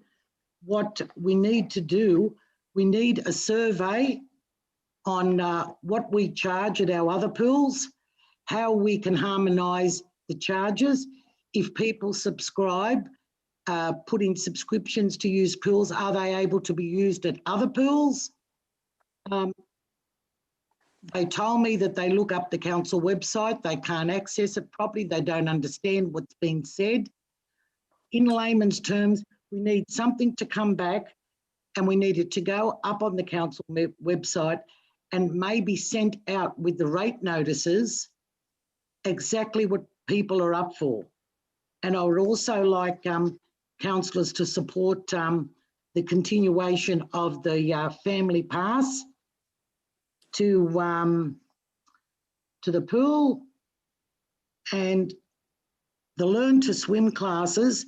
It's a financial burden on people with 1 or 2 children that are paying also for learn to swim classes, having to pay the entry fee. If there is some way, maybe the instructors that are teaching the children and the council could get together and look at a way that there's free entry for these people that are going to the classes. We are a diverse municipality. We have people that have not been born or brought up in areas where there's a lot of swimming. Figures. Your time's up. We need a... Councillor Macri. Yes, Councillor Kiat. Look, I generally agree in principle with what Councillor Pass is proposing. I have drafted up what I hope will be accepted as an amended proposal, but if it's not accepted, I'm happy to have it as a foreshadowed. And I've sent that through to the minute taker. It's basically asking that, look, on point 1, that is a substantial difference in the sense that Councillor Passes is asking that we send out a free pass with the rates notice. Now, the problem I see with that is, you know, I used to live very close to the pool, but I didn't pay rates as a renter, or I paid rates through my rent, so I would never have received such a pass. So, but I do think that we should look at ways that we can promote the pool and provide, you know, free days through promotional activities. You know, it could be, you know, a week for over 55s can swim free, or it could be a week where under 10s could swim free, or a day, or it could be around holidays or, you know, important events. I think that's important, and we should include that in our, you know, promotion of the pool. The second point is around the information that Councillor Passes was seeking in relation to Learn to Swim program. I imagine that it's different at different pools, but I think the spirit of what Councillor Passes is saying is right. The point 3 is similar point to what Councillor Passes is saying in relation to talking to the people who use our pools and our residents about how we can ensure our pools are not excluding anyone who might not be able to afford the fees. And that might be looking at the fee structure in terms of concessions, that might be looking at the fees themselves. But this is really important because the pools have to be for everyone. And then the 4th and 5th points relate to the lifestyle membership. Councillor Passes asked whether there are any, whether memberships are transferable across pools. Now, Council has introduced a lifestyle membership, which is applies to the 3 pools that are run by Council, but doesn't apply to the pools that are run by Belgravia, that is Enmore and Petersham, or FDAC and ACAC. I think it's really important that we bring those pools into the transferable membership. I've been in correspondence with Ms. Richardson about this, and she says that there is some progress in that area. I just think we as council need to commit to that and to not increase the cost of the lifestyle membership, which is currently at $60 a fortnight as a result of including those 2 additional pools. And the final point is just in relation to our previous resolution, where we were to provide some waivers and subsidies to Belgravia, and that was to have some ongoing effect that was contingent on, you know, numbers attending the pool. I'd just like to receive a report back on how much we have given to Belgravia as a result of the contract variation. Okay, Tom, your time's up. Okay, Councillor Passes, are you happy to absorb that into your motion? Councillor Pat?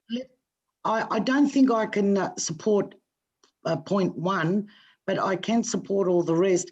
I think the seniors need more than 1 week to swim free. I'd like just to see what their entry is. They're the things we need to look at ongoing, and we also should do something for our seniors that are do not have pension cards, especially Ashfield. They are paying for this pool, and because they don't receive government benefits, they have to pay the full cost, the same as they do with their rates. So we've got to sort of give back to the community. This is community. Can I just raise a point of order, Chair? Yes.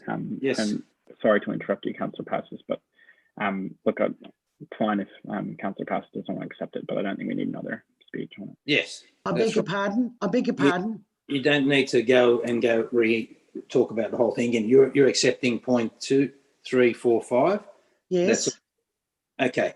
I'm glad I've got councillors there that are running the show. And I'm glad they all have a pocket full of amendments. Councillor Jury, I saw you signalling to me you wanted to speak. Councillor Macri? Yep. Councillor Jury first. Thank you, Councillor Macri. Councillors, can I just remind us that we set the fees and charges annually when we vote on the fees and charges, which we did. I presume Councillor Passis voted against it because she usually does. But we Point of order. I would like you to withdraw that. Councillor Did Jury, you vote in favour of the fees and charges? Because she usually does. I would like you to withdraw. Councillor Jury, please just withdraw that defamatory comment. Okay. Councillor Passis, did you vote for the fees and charges? That is not the point. Councillor Jury, it's irrelevant. It's already after 10 o'clock and we need to get through. Okay. Look, Councillor Drury, please don't interfere. Did he withdraw? Yes, he withdrew. I have withdrawn, Councillor Passis. Yeah. Thank you. Councillor Drury, please continue. Councillor Passis, you know full well we set the fees and charges and we have set them for all of the pools and the sporting grounds. We went through a process. It went out to community. It came back. We debated it and we accepted it. To pull this sort of stunt just after the pool has been open and is a raging success is just ridiculous. And to be frank, so is the omnibus of everything Councillor Keat has ever wondered about pools amendment. Councillor Keat, if you want to get this sort of information, a lot of it is available. You could get through requests from the staff. I suggest getting a report up in relation to this just ties our staff down in ways that is not healthy and not useful in terms of the running of our council. Our role here is not to get bogged down in the nitty-gritty of the goings on. It is to set the overall parameters, to set the fees, and when we've set them, we live it. And if we need to change it, then when it comes to the next discussion of fees, then we have that discussion. But this sort of thing is puerile.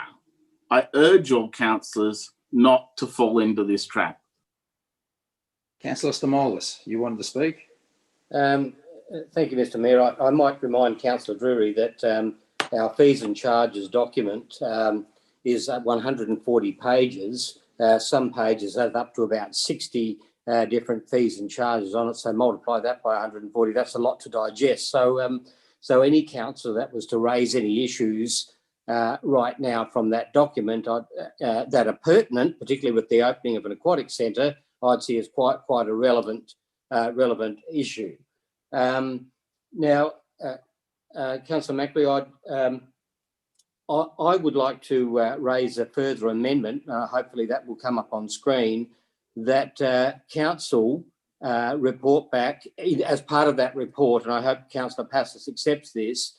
Particularly on the cost for seniors, credit card, concession card holders and pensioners at the various aquatic centres. I'm noticing that some of these fees and charges for those particular groups are out by an order of 3.5 times.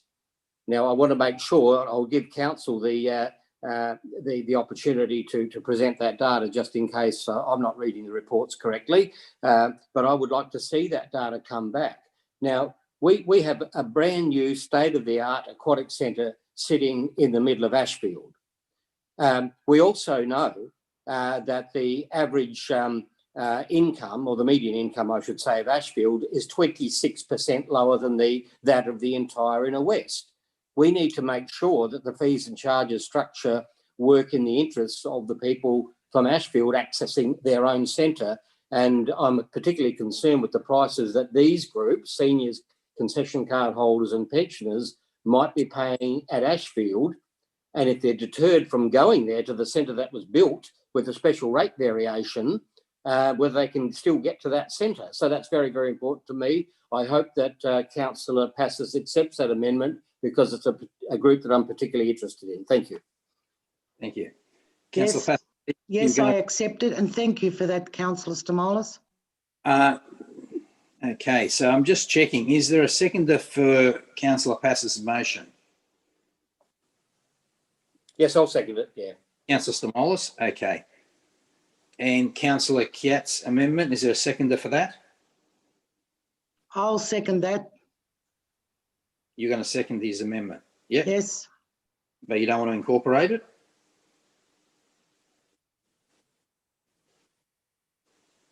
I would incorporate all of it except number one. Number one, that's what it is. His amendment is. Are you prepared to accept that? I'll accept it. Okay. All right. The whole thing's incorporated. Are there any further speakers on this? If there's no further speakers. Yes, I'd like to speak. Yes, please, Councillor Porter. Yes, look, I want to get a clarification from the staff, because my understanding, the way Councillor Passos has worded her motion, there's really three parts to it. The first part is a survey and report back, which is fine. But the second part, my understanding is it's actually saying that we will give free one-off family passes to all Ashfield residents. So it's a decision that's being made to do that. I'm assuming, I just want to get an understanding from the staff if they would actually action that from the way this motion is worded, they would then go ahead and give free one-off family passes to every Ashfield resident. Sorry, can I just clarify that?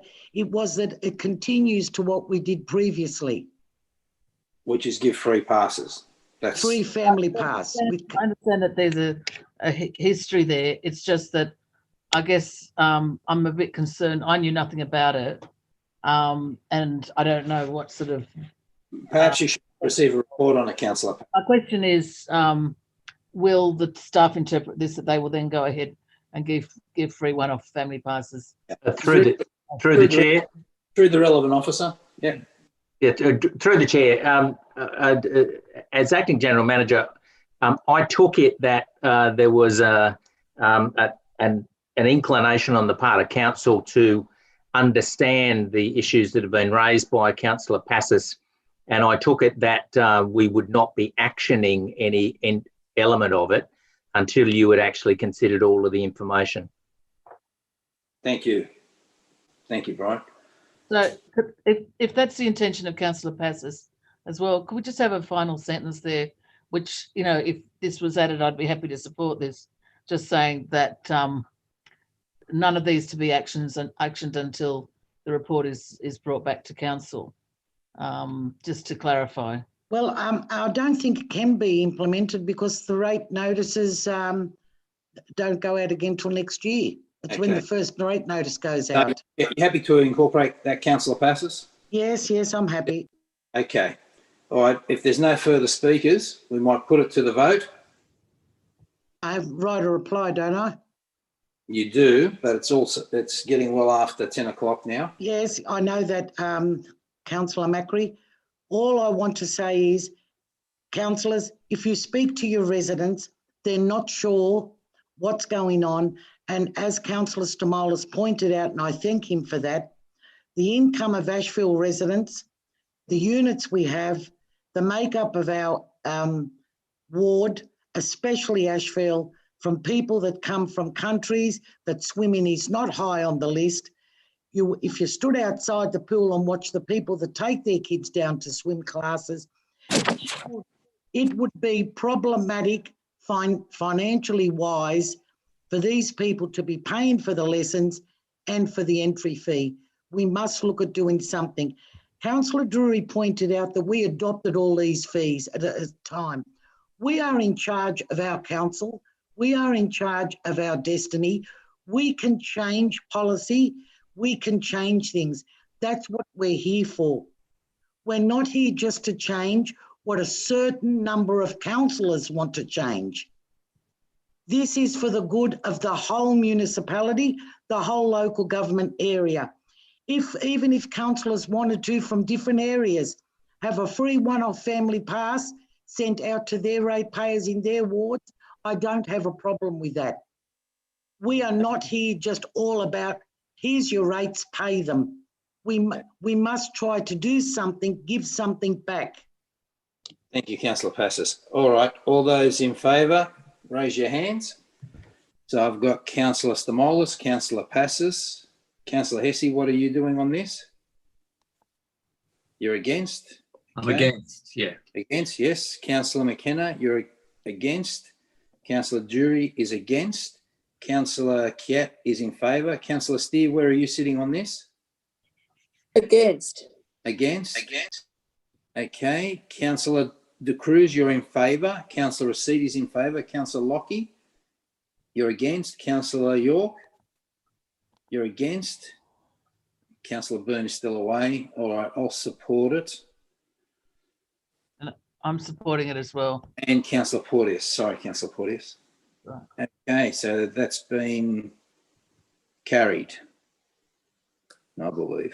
Thank you, councillors, if it's been carried. Okay, thanks very much, Councillor Macri. I'm back on deck now. Lovely. Up to item 10, I note that this is a notice of motion from Councillor Passos calling for a report, and that the officer's comment is that the report is already in preparation for the 8th of December. So can I propose that we simply pass the resolution unamended and without debate? Yeah. Happy to second it. I'll put that. All those in favour? Against? Declare that carried unanimously, I presume. Yeah. That brings us to item 11, damage to council property. Councillor Passos.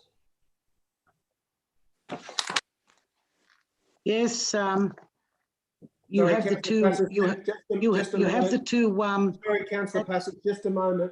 Just in the interest of efficiency, we're really in the same situation here, in which we've got a comment from the officers explaining that they'll also provide a report on this to the 8th of December, which is what you're seeking.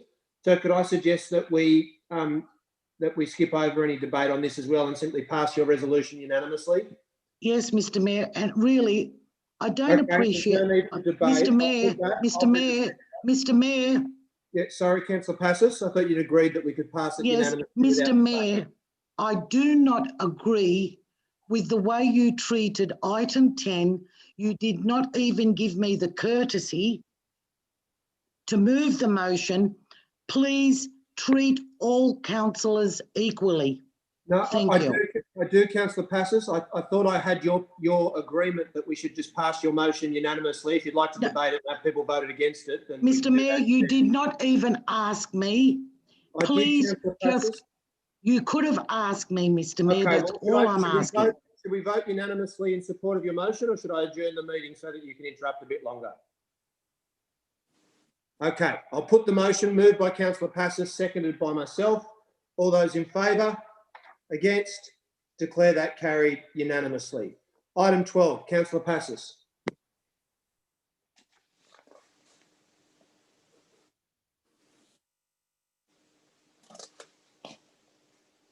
Councillor Passos, do you wish to speak to item 12? I am here. As I said, the motion speaks for itself, and I'm told that the costs are confidential. Yes, I understand that. I'm also very concerned with people that have contacted me about the synthetic turf and the wear and tear of it and how it is wearing. I also have concerns about warranties. I believe something as important as this and as expensive needs to come to council. I've stated from the onset, I am not against synthetic turf. I would just like the report. The questions I'm asking, I would like that as soon as possible, and I think that is able to come back at the next council meeting, because that would all be available. Okay, well, I'll second that motion, given the officers have already indicated in their comments that they are able to bring the report to the next meeting. I presume no one else needs to speak to it. So I'll put that motion. All those in favour? Against? Declare that carried unanimously. That brings us to the items in confidential session. So I'll move that we move into confidential session, seconded by Councillor Drury. All those in favour? Against? Declare that carried unanimously. Catherine, could you let us know once the live streaming has been turned off? Can do.